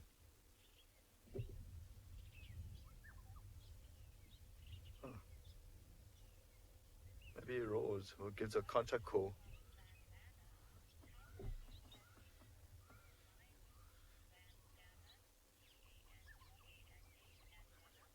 Vandana's asked how heavy can a full-grown lion be. So Vandana, about 250, because the one youngster's up now. He's urinating. I can hear it. So without standing up, he's just peeing, playing, which is quite nice to see. This is good for them, especially good practice for hunting. So Vandana, to get back to you, sorry, a big male would probably be around 250, and then a big female could go up to 180 kilograms. So it's about 500 pounds and 300 pounds, just over 300 pounds, or 350 pounds. Ooh. He's looking that direction. That's also a young male, the one standing up now. Big yawn from the other one.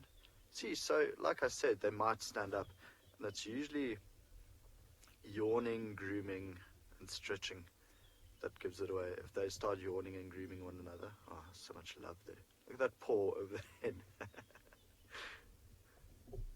They're spooning. And then it goes into a wrestle.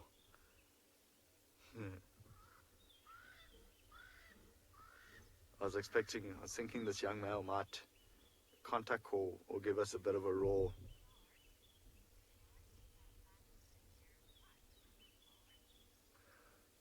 SARS. What an interesting name. As asked as why the back of the ear is black. So SARS, it's a follow me sign, along with the black tip on the tail. It makes it easier for these animals to find each other as they walk through the long grass, because black and white are two colors that really stick out more than anything else in this vegetation. So every lion has the black tip on the ear and the black tip on the tail. Leopards have black tips on the ears, white tips on the tails, and then the white lions also have a bit of darker pigmentation on the ears and a slight bit dark of pom-pom on the tail. So it's all just so they can follow and find each other. So I think it gives them cues when they do go hunting, because of course they don't want to communicate like vocally with each other when they're hunting. So it's easier just to watch what the others are doing. Imagine you trying to stalk impala and the one lioness just has to give a low growl every now and then to change your position. Could be detrimental to any of their hunting. Well, there wasn't too much action. At least he stood up, wrestled his brother, and then now back to bed again. Don't know what spurred on the momentarily bit of energy.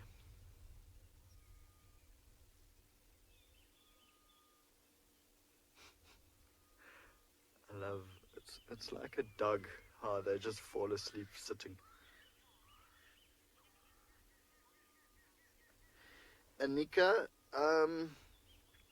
not really. So lions just yawn because it's like a human yawn. Although, if one starts yawning, it is rather contagious and could cause the others to start yawning. So, you know, it could serve the sign as I'm waking up now. I'm telling the rest of the pride that he's waking up, but it's not really. It's not a sign as a hippo yawn would be a sign, you know, showing those big teeth and saying, "Oh, I'm threatening, don't come close." So a lion yawning is just literally like a human yawning, waking up, rather than a sign. Okay, back to sleep. The young male has also now put his head down, buried it into his front paw. So I'll see the ears flicking every now and then. So moving from side to side, just listening for any cues, any sign of danger, or the rest of the pride if they start calling.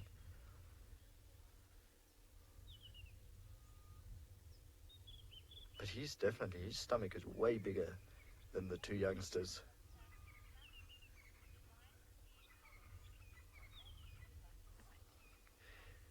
Sassy Cassie, I was wondering when I was going to get a question from you. Sean was telling me all about you. Lions are colorblind. Actually, all predators out here are colorblind, so they only see black and white. They don't see colors. Then often when we ask people to go on safari, when they go on safari, is to wear neutral colored. It's mostly when we go walking that we want them to wear neutral colors, because other things like baboons, elephants, you know, mostly other things. Oh, you can hear the other lions behind us.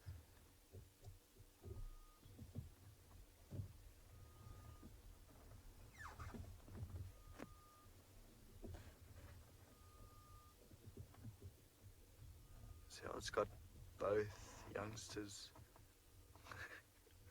I think they just decided, oh, that's way too far to walk. Be nice if they answered. So that wasn't a loud roar. It's probably one of the females just giving a slow contact call, almost actually looking for them, maybe, or the rest of the pride. Maybe they split up. I would also, they look fairly comfortable, yeah. I'll just go back to bed. Yeah, that's exactly what the young male did.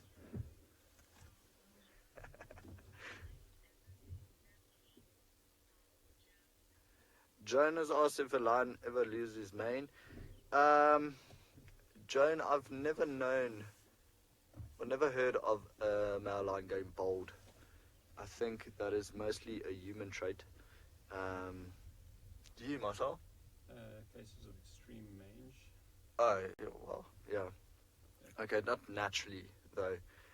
I mean, we had a litter here. The young male's litter. They all got mange, which is a mite that actually buries into the fur, and so it's so itchy that they scratch it off. So at a stage we had black lines or furless lines. But no, I don't think, other than that, I don't think there's really any place where a lion's ever lost his mane.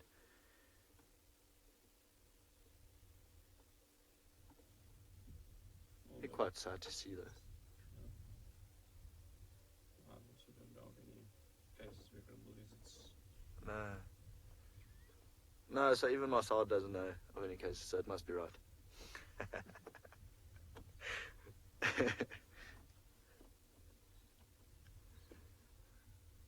I just wish they could call back to the rest of the pride and say, I'm here, come here, this side's nicer, come back to andBeyond in Ngala. Kayleen has asked what would make the Birmingham Pride leave Ngala. Kayleen, I think if we had a big coalition of males coming from any side that could threaten the babies, they might leave.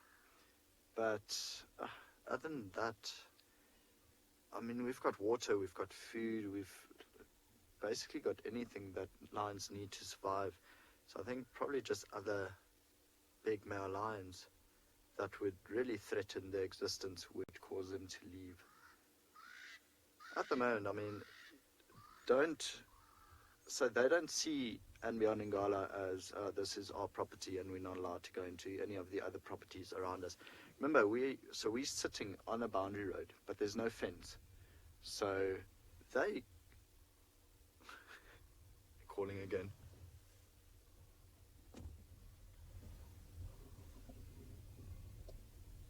Hope you guys can hear that.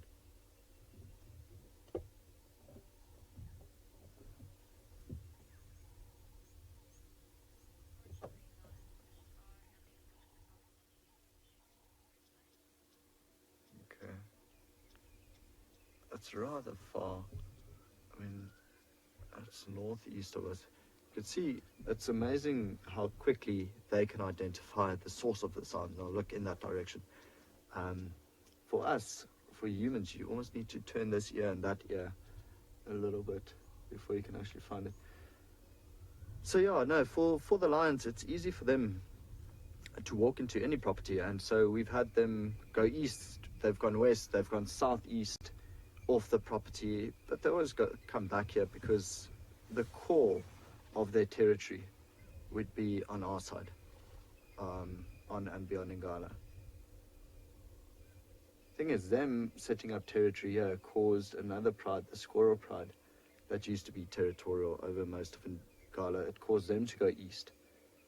So the squirrel pride, I think the Orpin males are actually territorial over that pride at this stage.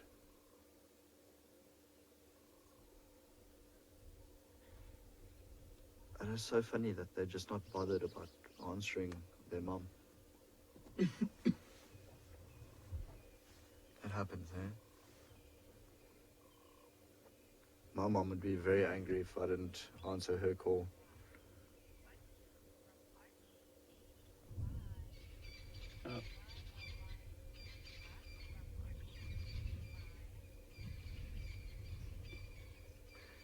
Got a 5-year-old Archie asking me why are lions' lips black. Archie, I think it's just, I don't know, why are your lips pink? I have actually never even thought about that. I think it's just the pigmentation. The gums are red, lips are black inside. Really, that's never even crossed my mind, Archie. So I don't know if anyone of the viewers know the answer for this particular question. Please feel free to comment, because I'm just at a loss for words here.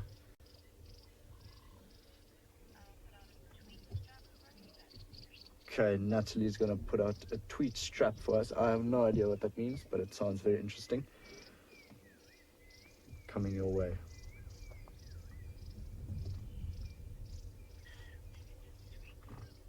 Okay. apparently everyone could just tweet. I'm not on Twitter, Natalie. This young male's got his head up again now. You can see he's opened his mouth. Definitely ate something else that the cubs didn't get. You can see his throat also moving quite quickly. A bit of a beard. His mane's looking good though. Give it another year. Quite full.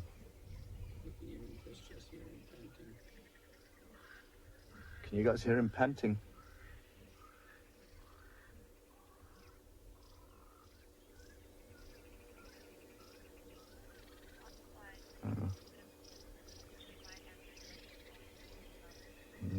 Okay. So Natalie is American and she's not understanding if I say, sorry Natalie, I mean panting. Or punting.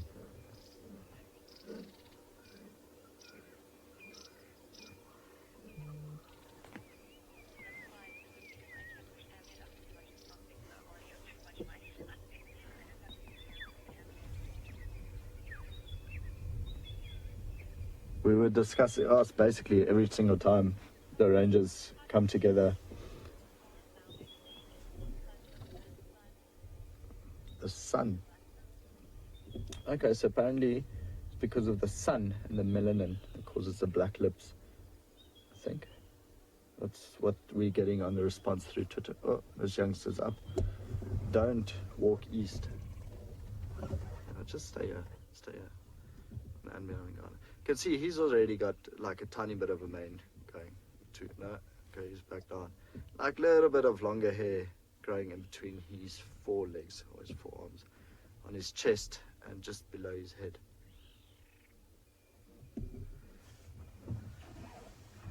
The young male's back down again, rolling over, being very lazy.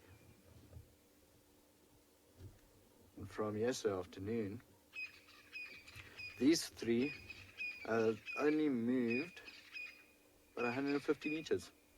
Wow. Yep.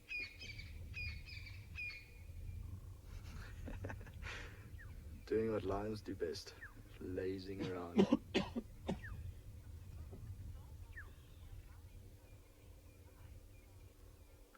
Squirrel has asked how long does a male lion cub stay in the pride. Squirrel, it's it's usually about 3 years, 2.5, 3 years. Depends, you know, if there are new males coming in, they'll kick them out quicker. They'll try kick them out quicker. You know, if it's the fathers that are still dominant over the pride, they'll let it be around for a little while longer. The reason I'm laughing is because he's 3.5 years old, this young male, and he's still with the pride, and he had new males come in. They bully him a lot, they bite him a lot, they chase him a lot, and it's just every single time he comes back, you can't really, I don't know, maybe he just can't cook for himself. Can you hear the others calling again?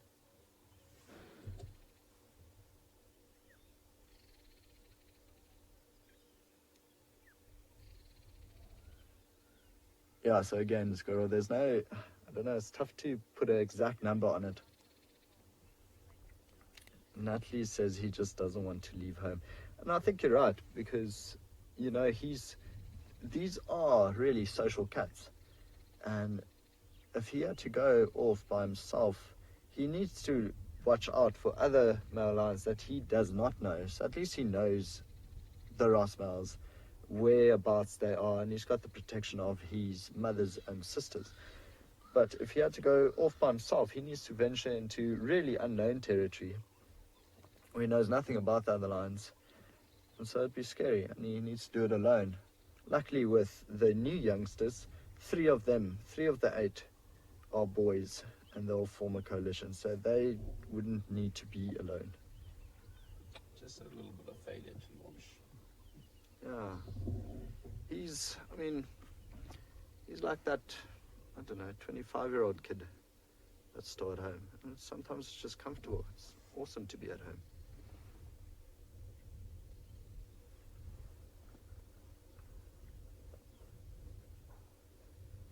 And they hunt for him. Jonathan has asked if any of our lions are collared. Jonathan, no. None of the ones we see here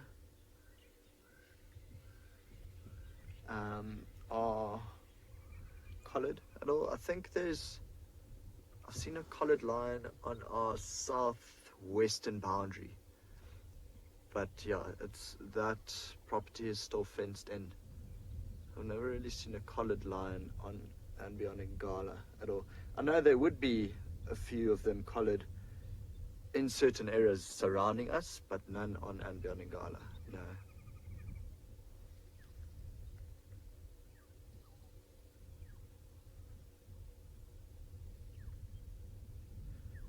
See, there were quite a few responses to the black lips of the lions. There was one that says black lips because it doesn't reflect light, so at night when they hunt, when their mouths are open, they don't reflect light. But I've never seen a lion hunt with its mouth open. So lions usually only keep their mouths open when they're trying to digest food or when it's too hot, to cool them down. But when they hunt, their mouths are generally closed. You can see with these youngsters also keeping the mouths closed. But you can definitely see the black on the mouth. It almost looks like a smile. Okay, well, I think we're going to leave them, let them be lazy, and then Marcel and I will keep driving. But stay tuned, because it is episode 10 of the fun fact from Marcel coming up today. It means it's halfway to episode 20, where Marcel is going to perform a dance. Right? Yeah, okay. But for now, we're going to send you back to Djuma, and then we'll find something else. Well, we're going to look for something else. We don't have any animals for you at the moment, but we do have a new tire. Yes, we had a puncture, everyone. But luckily, Davy and I managed to fix it, and we are back on the go with fresh hyena tracks. Sadly, only hyena. Now, I'm a bit baffled about the sowing this morning. Do any of you have more information? Male, female, direction? Tungana takes a completely different route from Tlalamba. So if we do, of course, manage to figure out if it was male or female, we can try and figure out possibly which way they went. James and I managed to cover quite a distance this morning, though, and no signs of any leopard. Sometimes the sowing can sound a little bit closer than they actually are. We had spider webs on our lines. Apologies about that. And we had a flat tire. But we're powering through. Mahindra, stay with us. Please don't break down. Because I'm also wondering if the sawing could have been Hook. Hook was very close to that western boundary yesterday, but that would send us in a completely different direction. So sadly, it really helps us if we know which direction the sawing was coming from. If any of you know, of course.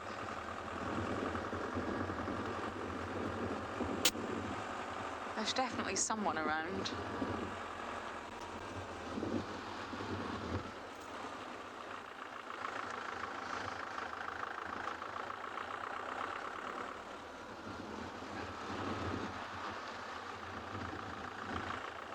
What was that, Natalie? Sorry, can you just repeat that? Now, this is where the carcass was in here.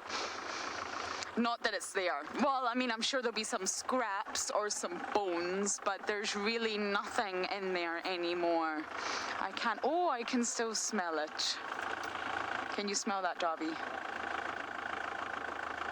But I really, really don't think anyone's hanging around anymore. It's gone. The feast is over. There's not a single vulture in the tree. There's not a lion to be seen, and there's no hyenas. That wildebeest carcass is long gone. But the smell is still there, sadly. That did not disappear. A I wish we could just see what is left of it. Is there any bones left? Did the hyenas manage to crunch through the bones? Is it literally just skin and the horns, the hooves? I don't know. I don't know what's left of this carcass. We just can't see it. It's nestled right into the thicket where those lions were. Now, I have the lion tracks. The lions left that carcass, walked west and in south again. Or at least Blondie did. I don't know where the rest of the pride are, I'm afraid, but at least Blondie headed back down south again. Oh, we really need our uncle who wants to come on to Djuma.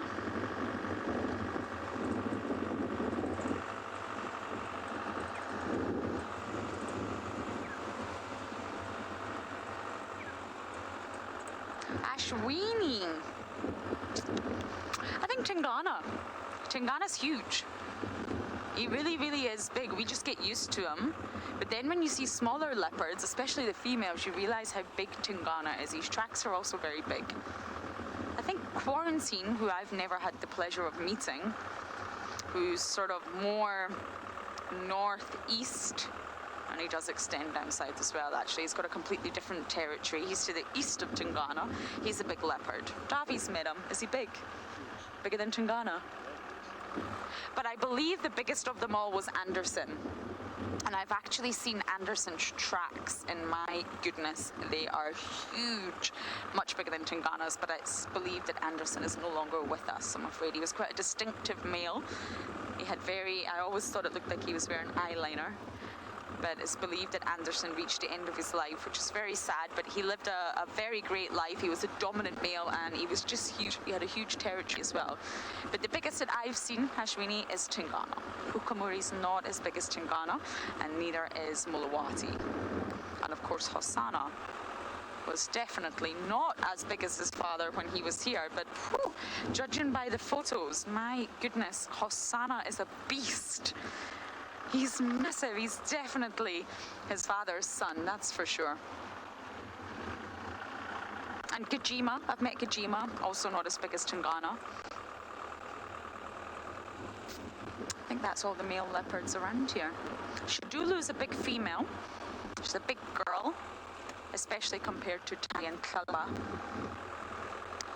Okay, I'm going to head along the southern boundary and make up my mind about where I want to go. And as I do that, let's send you across to James and see what he's up to.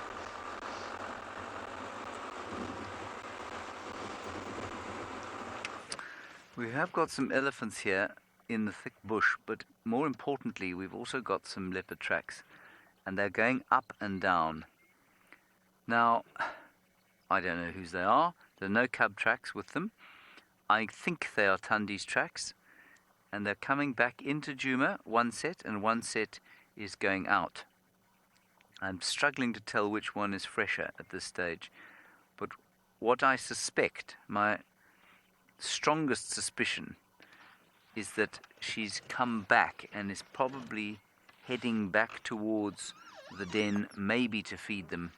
So I'll try and follow these tracks. They've gone into this block where the elephants are.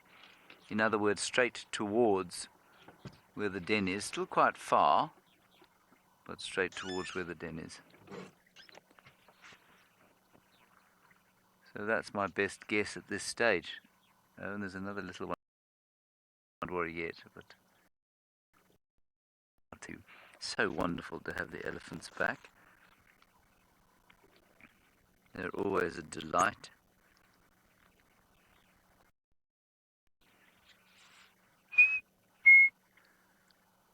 Half-hearted chin spot batters. Let me just go forward a bit, Owen. I think we'll get a better view of this one on the right. Oh, spectacular. Look at that, Owen. You can see at least, I'd say, 2% of the elephant.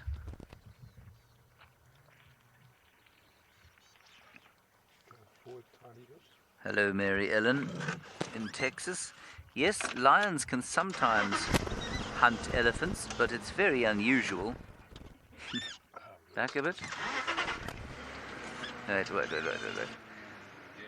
So if an elephant is very sick or very old, then lions can hunt them, but it's not often that it happens. Just keep going a little bit here. We might Oh, there we go.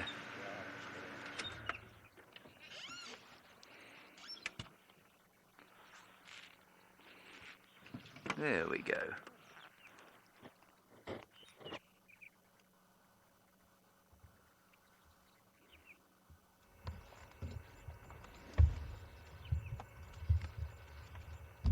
So who knows what's happening with Tundi?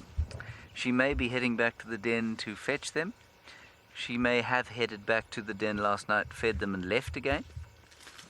But the fact that there are tracks going up and down in the area screams to me that that den is still active.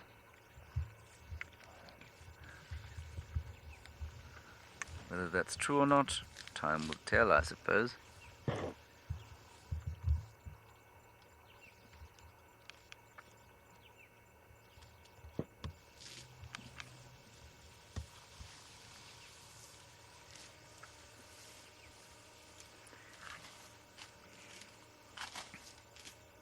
Beautiful.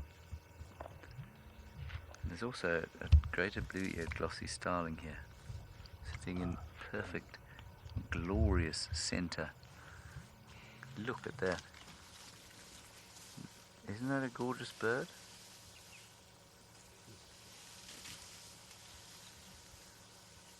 And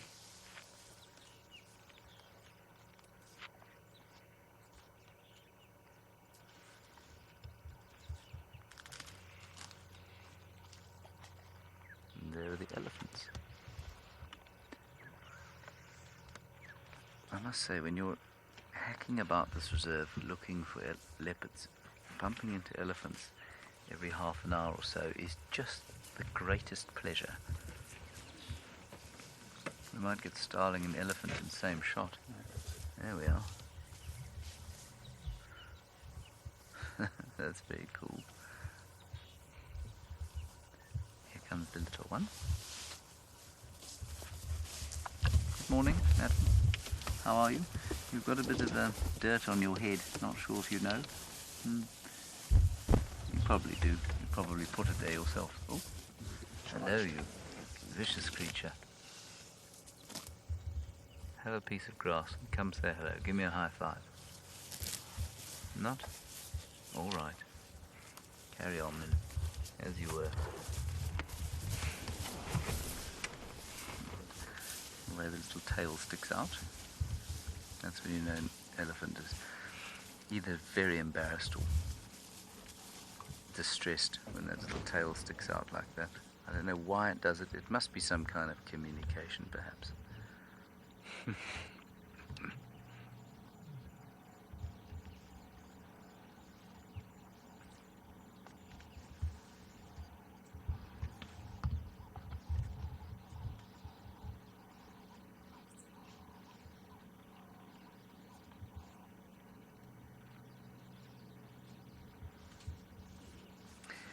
Alright everybody, we're going to carry on from here, see if we can pick up some more of Thandi's tracks. You're going to go back to Rowan. Before you do that, if you are enjoying these drives, please remember, obviously while this is free to watch, it ain't so free to produce. So if you'd like to support us, you can go to wildearth.tv/support. That's wildearth.tv/support.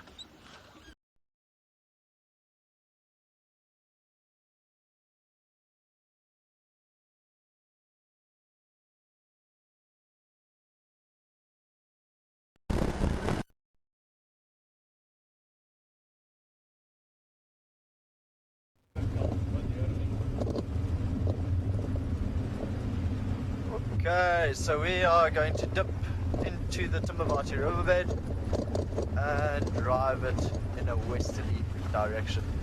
Still looking for a baby elephant. I would love to see a baby elephant this morning or today, anytime now, anywhere. But so far nothing. But it needs to happen. Saw some tracks earlier, bit of poo, but that's about it. No animals yet. Well, in terms of baby elephants, of course. Also, could not find the young owl. So basically everything that Masa and I have set out to do this morning did not work out. Well, Marcel's saying we have failed miserably. I don't feel like we failed. It's just that, you know, we found other things instead. I do not feel like a failure, but I would like to see a baby elephant now.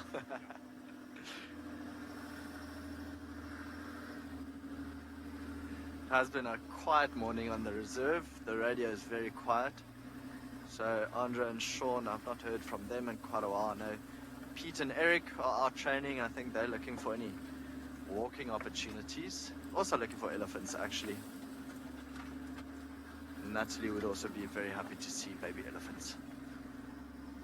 So come on, Natalie. Keep your fingers crossed. Maybe around the next bend. See, now today, because it's not very hot, so you won't really find them coming into the river to come drink water or to come dig holes.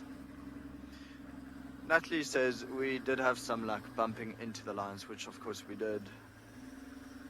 So that's why I don't exactly feel like a failure. I am a little bit upset that a Ngala female did not hoist her carcass, I'll be honest with you. That thought has crossed my mind a few times, and all she had to do was take it up in a tree. Mind you, it takes a lot of energy to take it up to a tree. I think we were discussing it a little bit this morning, and Marcel was saying that the leopards on Djuma, the ones that he knows, they always hoist the carcass, but what we've realized with a Ngala female and also with the Shitsalala female, they often don't. So they'll kill something, pluck their hair out a little bit, eat from it a little bit, stash it under a tree, and then go fetch their youngsters. And the only reason I can actually come up with this, or for this, is that the youngsters, when they eat, they're not really conscious about how the impala or any carcass is hanging. So they'll eat more on this side, and then boop, the impala drops. Then mom has to run down, bring it back up, and then it drops again. Then she has to run down, bring it back up. So it wastes a lot of energy. Sorry, I think I swallowed a bug there. So I think for that reason, they'll actually try avoid hoisting the carcass, unless if they see there's a hyena close by, or they can hear the hyena close by, in which case they'll take it up very quickly.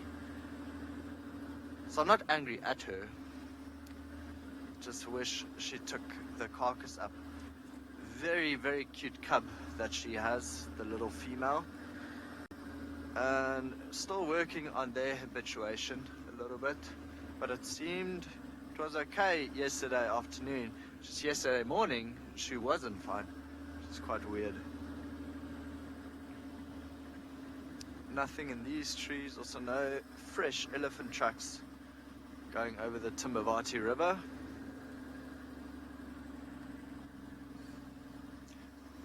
Vanessa, the Ngala property, andBeyond Ngala, is 14,700 hectares big. I think it makes it about 147 square kilometers.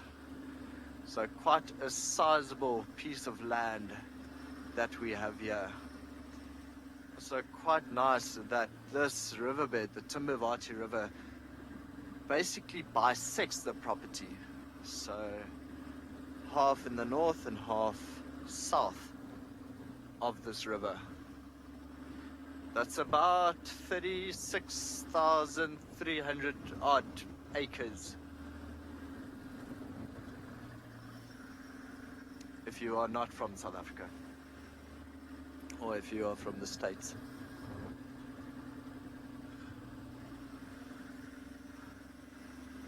Just wishing that every single time we go a little bit this way, we can see a tiny bit further down the riverbed, and all I want to see is an elephant.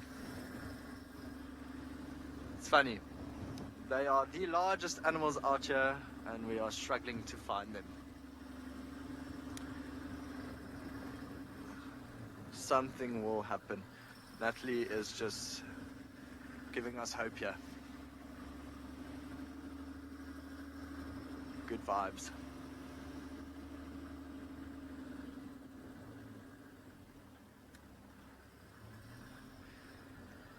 Ruby from Joburg, who's only 12 years old, has asked if lions stick close by to water. So Ruby, Not necessarily. They wouldn't venture too far, but they can get a lot of liquid from the animals that they eat, from the blood. It is quite salty, so they do need water, but they can actually survive for quite a while without water. So it's not necessary at all. But luckily with the lions here on andBeyond Ngala, and I'm sure the ones on Djuma as well, there's a lot of water around at this stage because we had so much rain. As you would know, Ruby, from Joburg, you also had a lot of rain this year, which was phenomenal. So at this stage, there's just water everywhere. And the lions can go wherever they please. So there are elephant trucks crossing here, but none look fresh at all. You can actually see the tire tracks and then just the elephant tracks in the middle. So Katie, elephants do have the longest lifespan out of all the animals we see here. They usually live for up to 50 to 60 years, 60 at a push. Depends on the food they eat, depends how long they can take care of their teeth. It's funny when you drive, like an insect would aim either straight for your eye or your mouth. I think I just ate another one. Getting all my protein in this morning. So yeah, out here from all the animals that we see, of course, other than Marcel and I, which you'll see on camera later, elephants live the longest.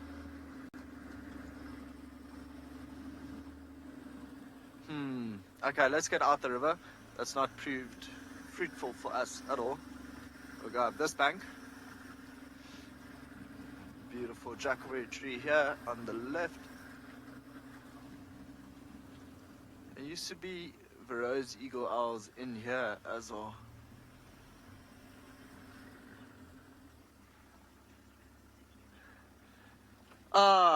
Always wanted a question from ET, as in extraterrestrial. ET, I've never been to Djuma, and so sadly, I've actually never met James or Lauren or Trishala, other than having this wonderful opportunity to present the show for you. But I'll tell you what, interestingly enough, just before I started working on andBeyond Ngala, I got this book from my parents called Whatever You Do, Don't Run. So it's co-authored by James Henry, Dave Hood, Megan Emmett, who's now Megan Parker, and Chris Roach, or Roche. And wonderful book, and it actually spoke a lot about andBeyond Ngala, the people here, their experiences. So I've never met any of them, and I've never been on Djuma, but I got to read that book. So I kind of knew about James before all this. I will hope that someday I'll get to visit Djuma, which I'm sure I will. But absolutely outstanding book if you feel like you want to read something funny and know the day-to-day things that we as rangers deal with. I recommend it.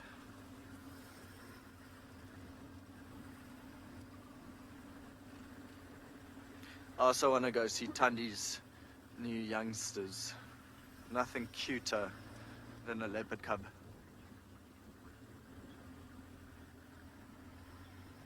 Jessica, who's also from Joburg and only 6 years old. Why is the river dry if we've had so much rain? So Jess, it's the water table is sinking with all that rain. As you can imagine, it is, what's the word, being absorbed, really. So the bush really needed it. At a stage, when the first rain came down, it was so dry that all the water was basically just running off the dry surface. But now, with that amount of rain and also animals moving through their hooves, kind of loosening the ground, I think a lot of the water has been absorbed, and by now the water table is below the actual river. So you might not see water run on top of the sand, Jessica, but it's still below. So if you had to come here and you dig a hole to maybe 30-40 centimeters or so, Jessica, you would find water running underneath the sand.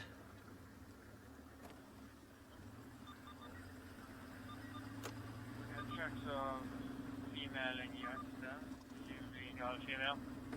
And it's a river heading east, and then they go walking up on the river, and we're walking away. This is Sean talking on the radio, saying they have tracks of the Ngala female and her youngster going east. But I think that might have been that would have been from last night. I don't. So we saw the same tracks going east and then north into a different area after her carcass was stolen. So yeah, shame. For now, while we drive around, and actually we'll probably find a safe spot for Marcel's fact of the day, so keep tuned for that. But let's send you over to James for an update.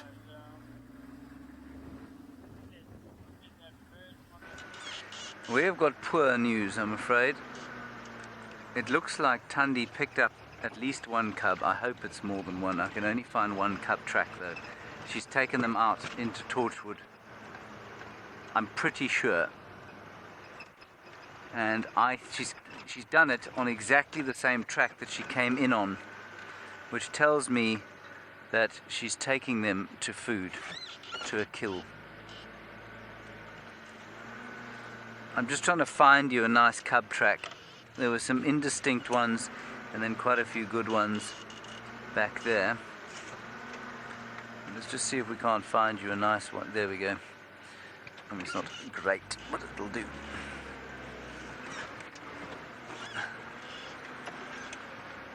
Can you see? I'm sure you can see here. You see here, Ern? Yeah? So there's Tundi, and here is the little cub.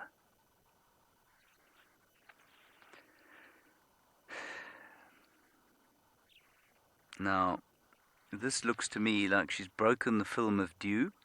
That's why it doesn't look the same as the sand next to it. It just looks like it's slightly, it almost looks like it's been covered in something else. There's an elephant just behind me. And so she's just broken the film and walked up. I don't think this was too long ago. But what worries me is that there's only one cub track. I can't find the other one. Unless they're just walking right behind each other. They're so light. Yeah. Like here. Can you still see here? Is that out? Let me try and find another example. Try not to be ironed by an elephant while I'm doing it. What I'm trying to show you is just where you actually can't see a track. It's just a scuff.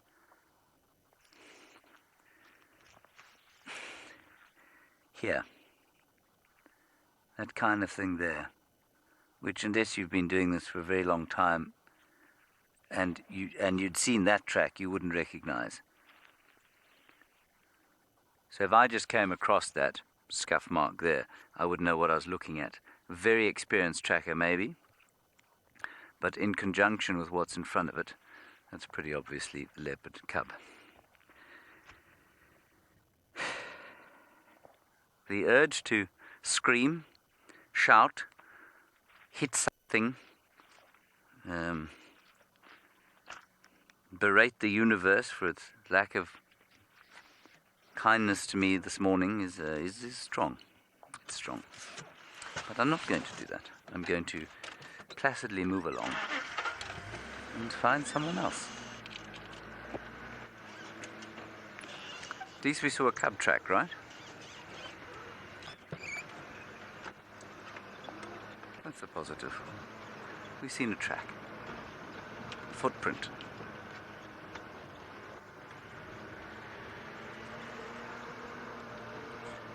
Let's see if we can see these elephants quickly. They're not far away. We'll just dip in here.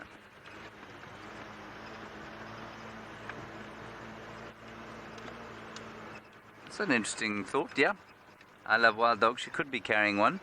I don't think she is, but she could be. I'm just going to check further down the road there on which they've come, just to make sure that, I'm not picking up something old. It's the only thing, I'm 99% sure that's what I'm looking at. In fact, I know that's what I'm looking at. Let's just have a look at these impala and we'll see if the elephants don't materialize.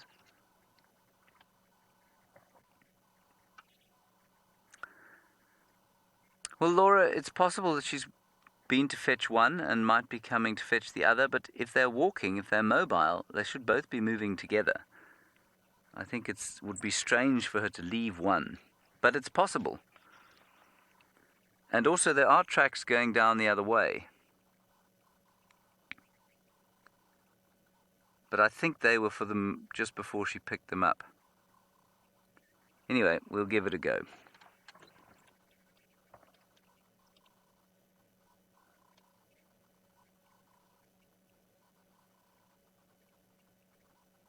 Just listening for the elephants.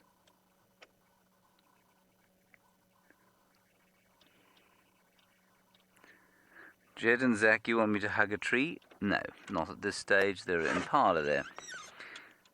Let's carry on. I'm just going to drive down the track in the hopes that you're all right and that she's gone back to fetch another one. I won't now be able to get that out of my mind. Thank you to all of you. You're going to make me obsess over this particular problem or conundrum. Alright, let's go across to Lauren while I do my final tour of this area.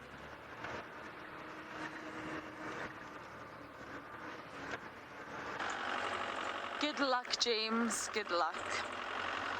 We all want to see these cubbies a little bit more. Try and sex them. Try and find out what sex they are. Are they males? Are they females? Are they one of each? And of course, it would be so lovely to have little leopard cubs on the property. I was just saying to Davi, there's definitely a vacuum of leopards. Now, we have been really lucky with leopards lately, don't get me wrong, but with regards to females, I really thought at one point we had Shadulu, the Duchess from the West, pushing in. But now I'm not entirely sure. We've not seen her in a very, very long time. I've not even had any updates about Shadulu, actually. And there seems, other than Kalamba in the north and Tandy touching in on the east and the south, there's a vacuum for leopardesses on Djuma. It really is. Now, there was a female leopard called Sazeka, who is probably the most beautiful leopard I've ever seen in my life. She's stunning. She's nomadic. She comes from the far, far, far west. And instead of staying within her mother's territory, she appeared to just get up and wander, which goes against the grain slightly. And it appeared that she was looking for somewhere to set up. She's younger than Kalamba, and we really, really hoped she was going to spend a lot more time on Djuma. But she hasn't. I've not heard any updates on Sazeka either. There's definitely a vacuum. There's room for more leopardess action on Djuma. Now, I'm trying to find these golden orb web spiders for you, the two females. That's actually what I'm doing. Just can't pinpoint exactly what tree we saw them on. I'm sure it's somewhere here, Dobby. Yeah. So bear with us. They were neighbours.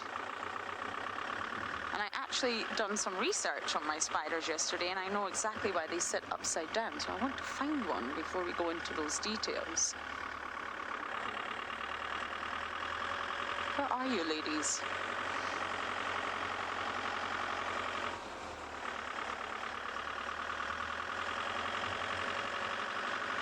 It's amazing how all the roads start to merge into one after a while. But I'm sure there's somewhere here. I'll keep looking.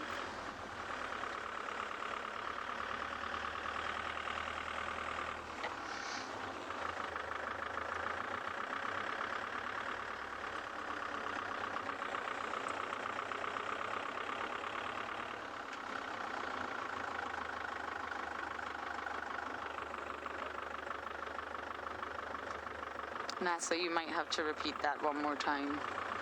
Abby, I'm sure the spiders were here.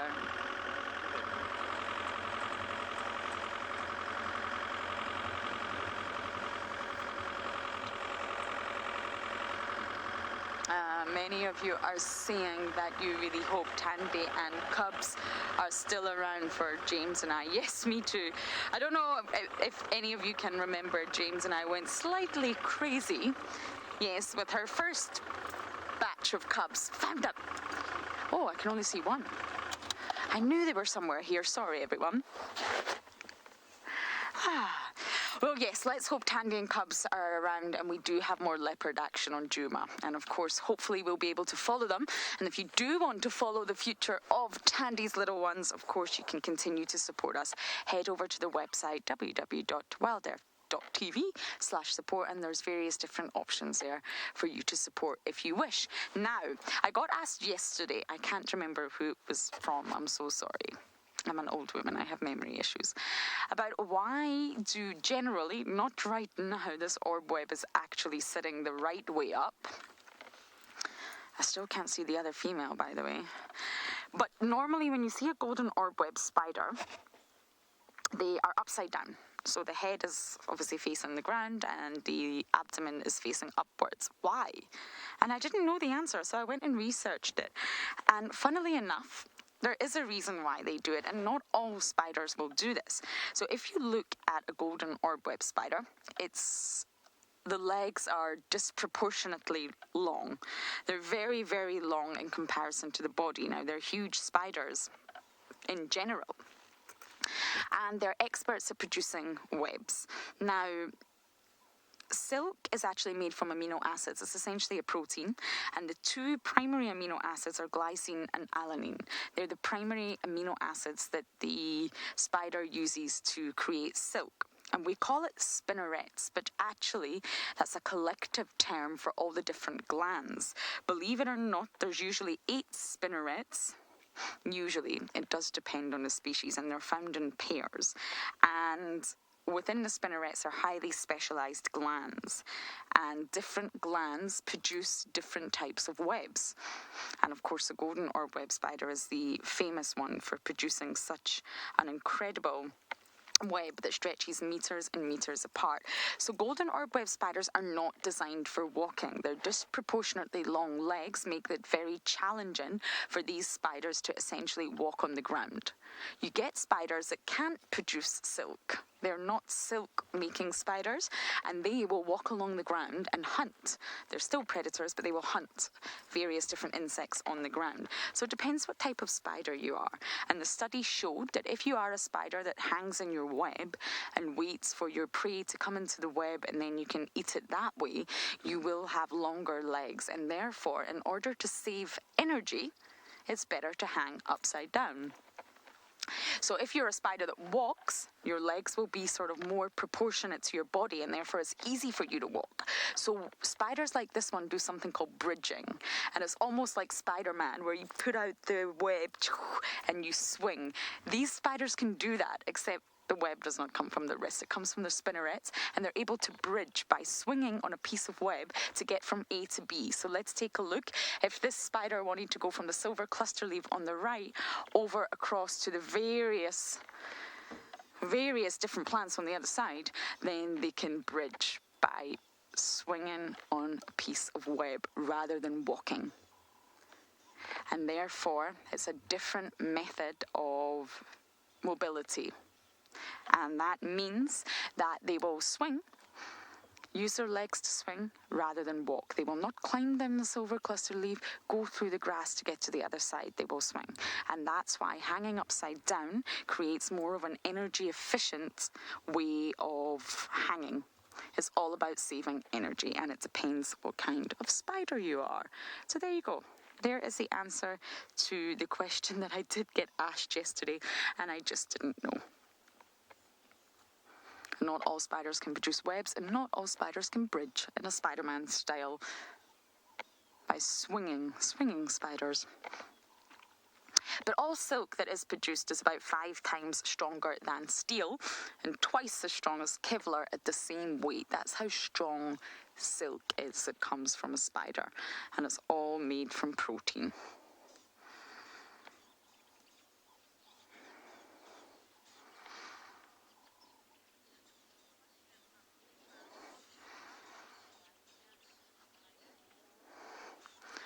super fully.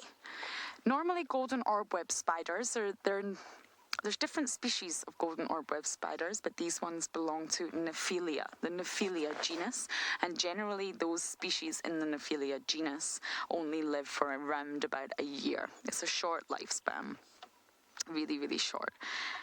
And that's why they are so fantastic. They produce such fantastic webs. They eat a lot, and it's all about reproducing. So generally, it's only a year for golden orb web spiders. What is this one doing? I think it's in the process of repairing this web. You see how it's putting its abdomen up like that? That's not normal. I think it's producing silk as we speak. Yes, it is. You can see it coming out the spinnerets. Can you see that? On the lower abdomen, you can see the silk coming out, and it's pulling it out with its hind legs. It's restructuring this web. Oh, how lovely. And there's 7 different glands that you can find in the spinnerets that can produce 7 different types of silk.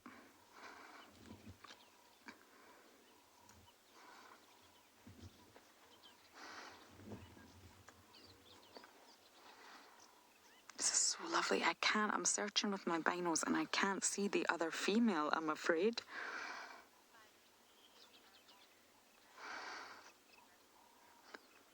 Gretel, I have no idea how many spider species are on this reserve.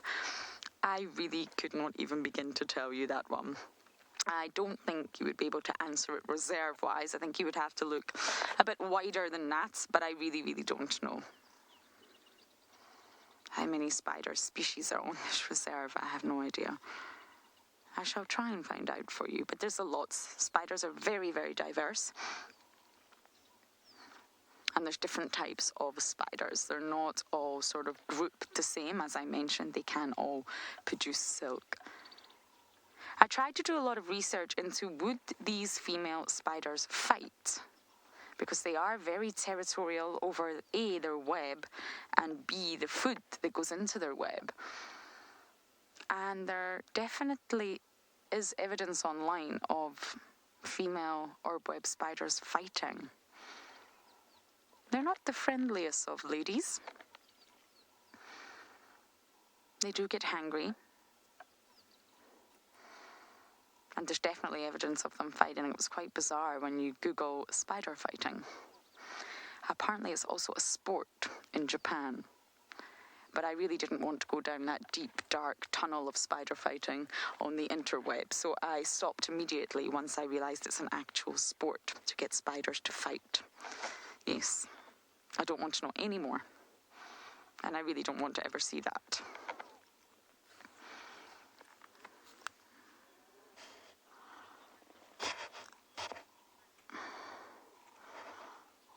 Okay, I'm going to let my beautiful girlfriend here be to continue producing her web.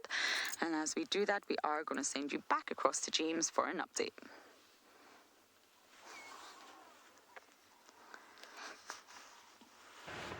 So, we didn't find anything further. We went back to the den just in case. I wouldn't have done it unless somebody put it in my mind that she may have just fetched one. Nah, that just doesn't make any sense to me, but it's not impossible at all.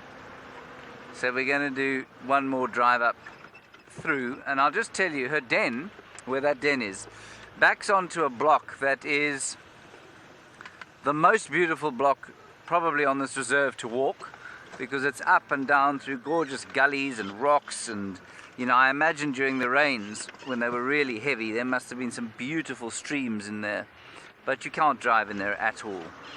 And I don't think she would have pulled them out onto a road necessarily and walked all the way on the road, although she might have. And so I think she probably took them through the block and then popped out onto the road where I eventually, when I first found the tracks, going both ways. So we'll just do a quick drive around here and see if maybe we find a leopard with her second cub, but I don't know.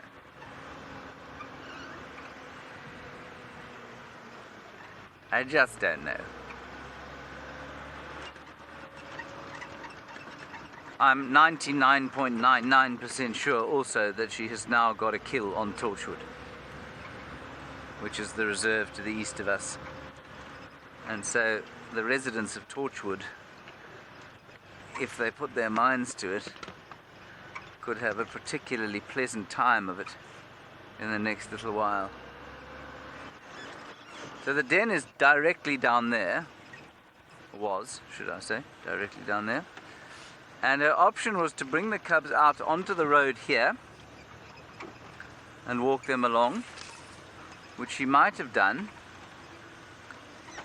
and then probably cut through over here up towards where I found the tracks, or I think more likely is she walked a little bit along the gully and then just followed the line of the gully all the way up to where it ends in the middle of the block, and then popped out onto the road where it was a bit easier to walk.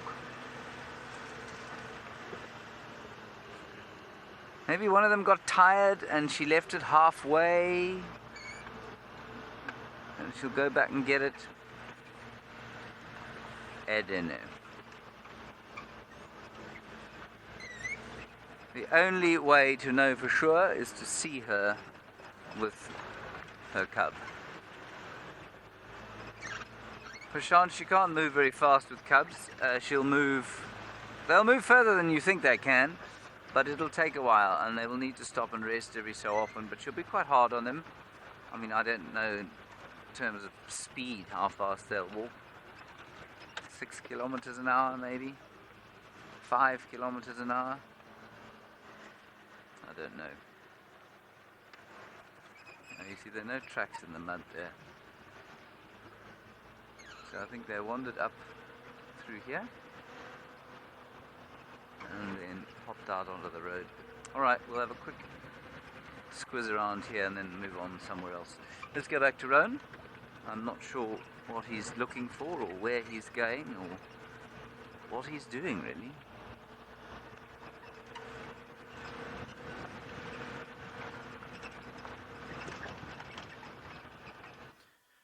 I think we've given up on looking for anything.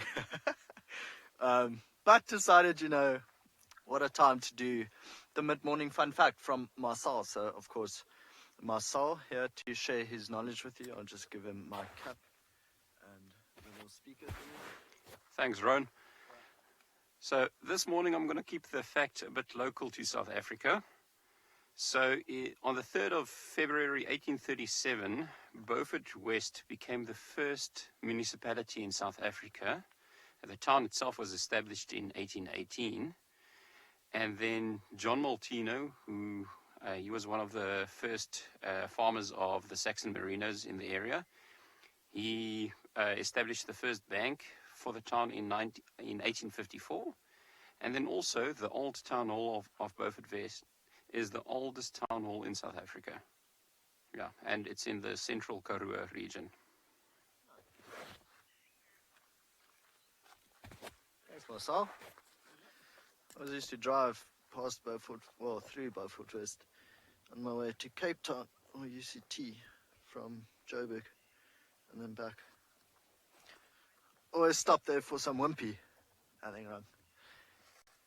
Don't you guys think that Marcel's beard is starting to look a bit like that Birmingham young male's beard? So that was episode 10. And 10 more episode, Marcel is going to dance for us. Right. I was thinking about it, so we're getting closer. In the background you can hear a blue wildebeest. Actually a stunning shot, that. The gold grass and the very dark clouds behind him. He's starting to gnu. Beautiful area. This is the clearing I was talking about with the 2 jackal. Should be around here somewhere that we did not see a little bit earlier. But they are found in this area. The one with the missing tail. Moody skies.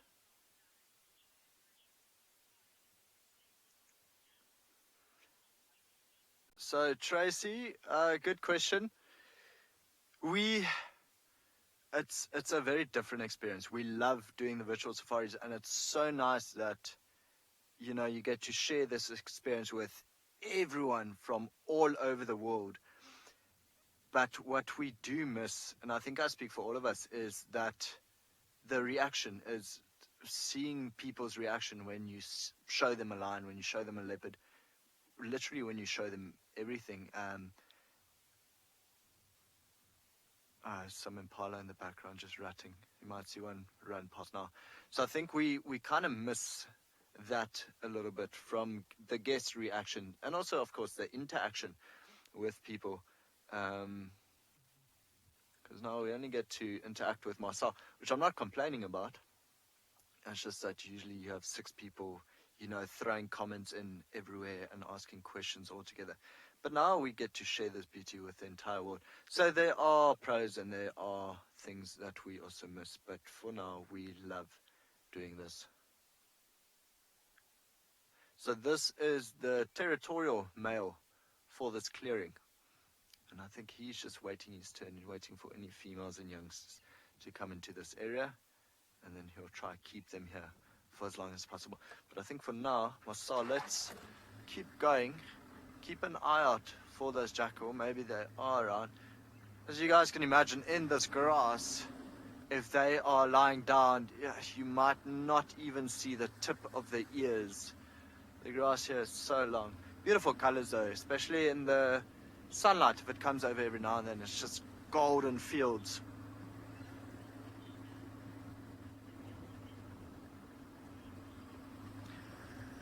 Anushka, how do wildebeest's horns take shape?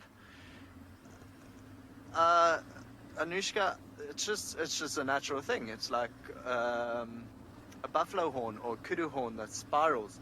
So it is shaped. It is a bone covered with keratin layers, but it just grows throughout their lifetime. And so with blue wildebeest, it grows this way and up. And then with black wildebeest that we go and get here, it grows out the forehead and then up. I hope that answers your question. I still can't see any jackal.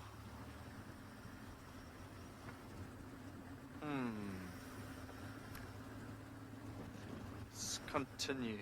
Instead of circling the clearing, we're going to continue straight on.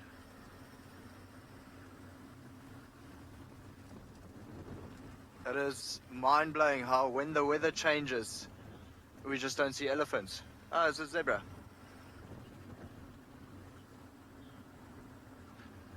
Pinchy Gringu, what am I doing when I'm not broadcasting? So with us, it is, we get back now and then we have to cook breakfast for ourselves. I know we had to do either laundry today or tomorrow.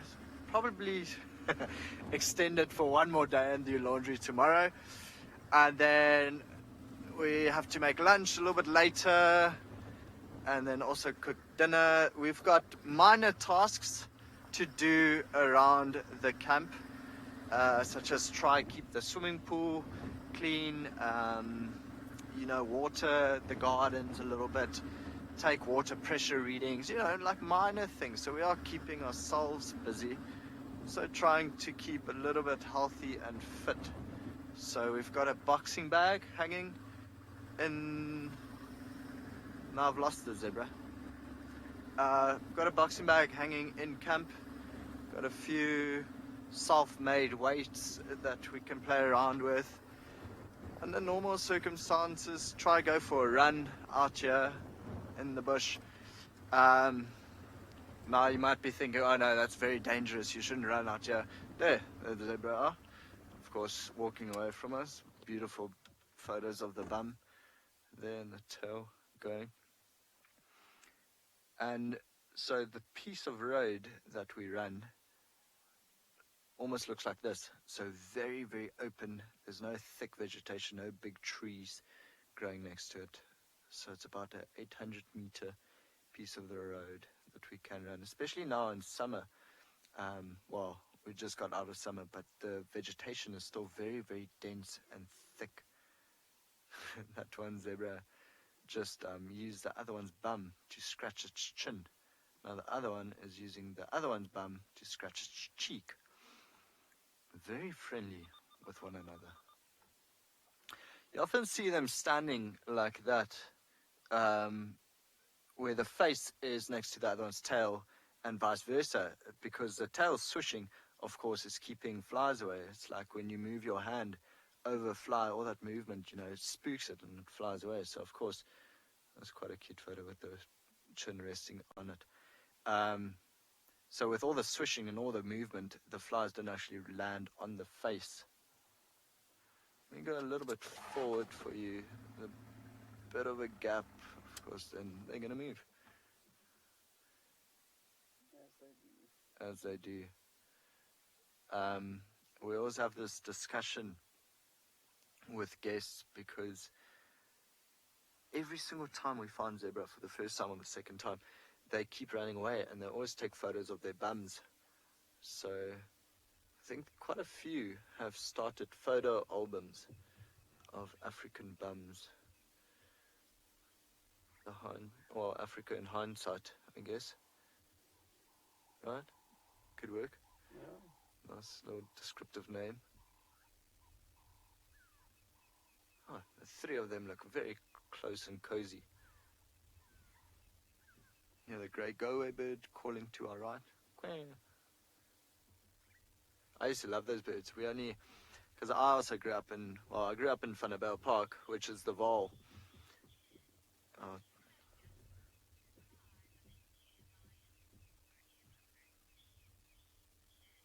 TB Kid has asked if we've had guests crying from seeing a lion or a leopard. We've actually had quite a number of guests cry when seeing lions or leopards. Sometimes out of pure amazement and joy, and then I had one guest that was just so frightened of it that she started crying, especially the lion. She thought, no, it's just going to eat her. I mean, we parked next to the lion. It did not even open its eye, but the guest just couldn't look at it. So yeah, that happens. It happens, definitely does. But others, it's just, they start crying because they can't imagine actually seeing this in real life. It's something they've seen on TV, on Animal Planet, on Discovery, and then it's such a bucket list item to come on safari, and then once they actually do it, it's just pure tears of joy. And I think a lot of the time people don't really believe how close we can get to these animals. So yeah, definitely had quite a few tears on my car. Like I was saying though, with the grey go-away bird that now stopped calling, I grew up in Vanderbijl, the Vaal, Vanderbijl Park, close to Johannesburg, and we never really had any big birds. We had Birchall's cuckoo and then a grey go-away bird. And the grey go-away bird was probably the biggest bird in my garden. So seeing it, I always just got happy. But now doing work in the bush, it's just they everywhere. It's actually quite an annoying call. Okay, so for now, we're going to turn right here, but also send you back over to James, who's already found his elephant. Seems to be our... Still sitting with another herd of elephants now. Might be the same one actually that's just come across the block. The sun is now shining on our backs. It's turning into a gloriously warm autumnal day. The drongos are shouting, the elephants are feeding, and all is almost right with the world, but for the lack of leopard cubs.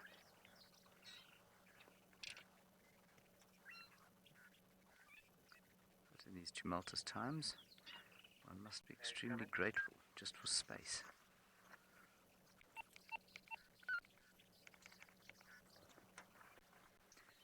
Every so often you probably hear a radio going, and that is because there is a game drive radio. Brian, I don't know that anybody's ever actually tested an elephant's memory or how you would test an elephant's memory, but we think that their memories are pretty good. They're able to remember where all the water holes are. over the course of years. So we think that they are intelligent enough or have sufficiently complicated neurology that they can form pretty complex memories. And maybe one of the indications of that is their tendency to mourn their dead, apparently. Go and play with the bones of a long dead loved one. Again, we don't know for sure. We don't know why they do that for sure. But it would be foolish to dismiss the chance that they are mourning and remembering their lost.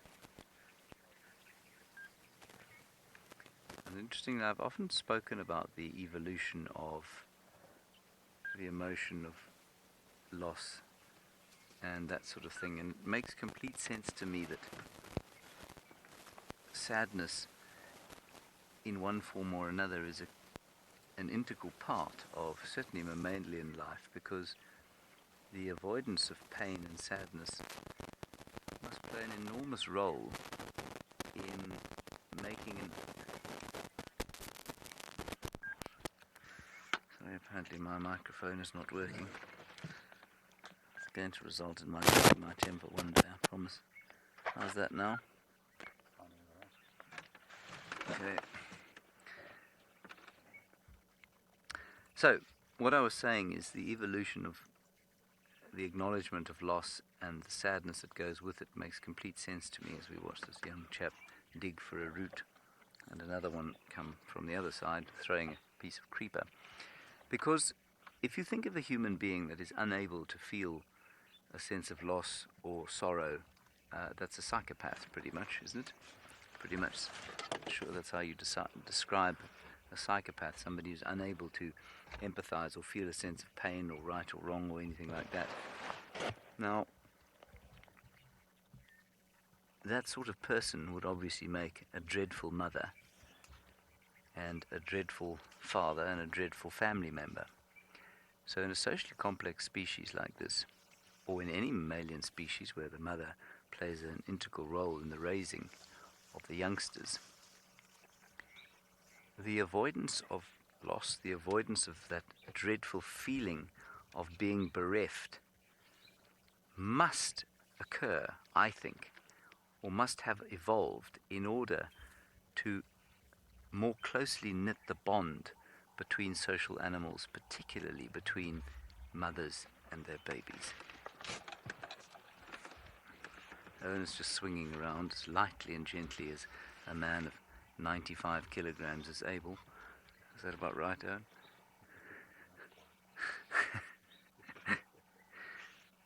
And it's because our elephant is now demonstrating his skills at eating the bark of roots.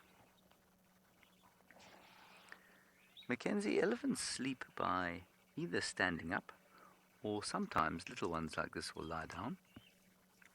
They don't lie down for long though, and they don't sleep very much, Mackenzie. They don't sleep anything like as long as you do. You sleep for a long time every day, I'm sure. And elephants don't have to do that.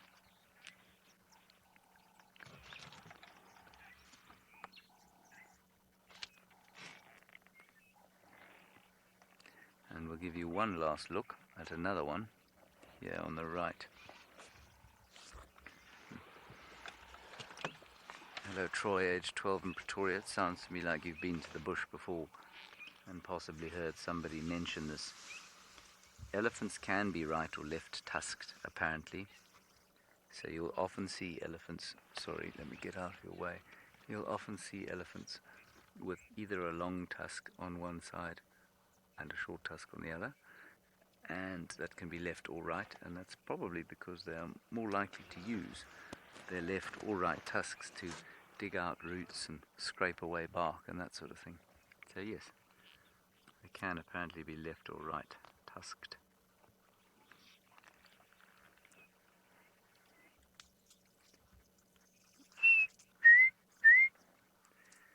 kitchen spot Batiste is out, as is the sun. And I'm just going to remind you again that if you would like to support us, you can do so at wildearth.tv/support. wildearth.tv/support. What a very pleasurable Sunday morning it's been out here. Enjoying elephants, mainly finding the tracks of Tundi, which was, well, satisfying to one extent and then deeply mortifying to the other when you find her disappearing off somewhere else. Anyway, she'll come back, I've no doubt. Maybe not this afternoon, but sometime in the not too distant future. Thank you very much for your questions and your comments. And please remember to join us this afternoon at 15:30. Until then, stay safe and happy and, of course, healthy.